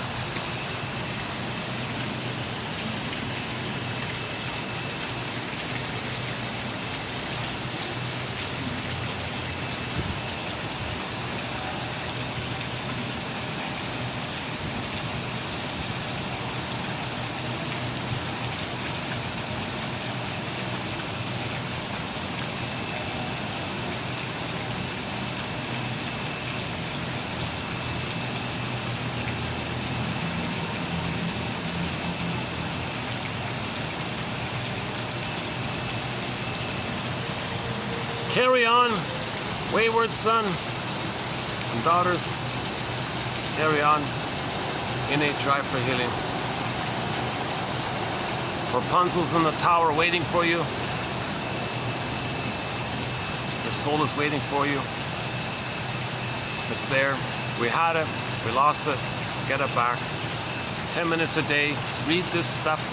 Read this for 10 minutes. Robert Bly's advice. 10 minutes a day. Oh yeah, we got a quote from Robert Bly coming up as well. Go to 7, 2885, the first one by Robert Bly. Yeah.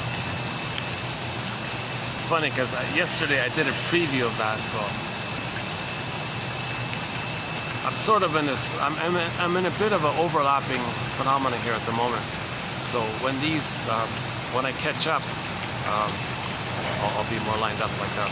But whatever the discussion is, if you click the more link, you'll get the quotes below. So for your reference, for FYI, okay, there's a link there, Patreon, minimal admin fee, €5, $5, whatever.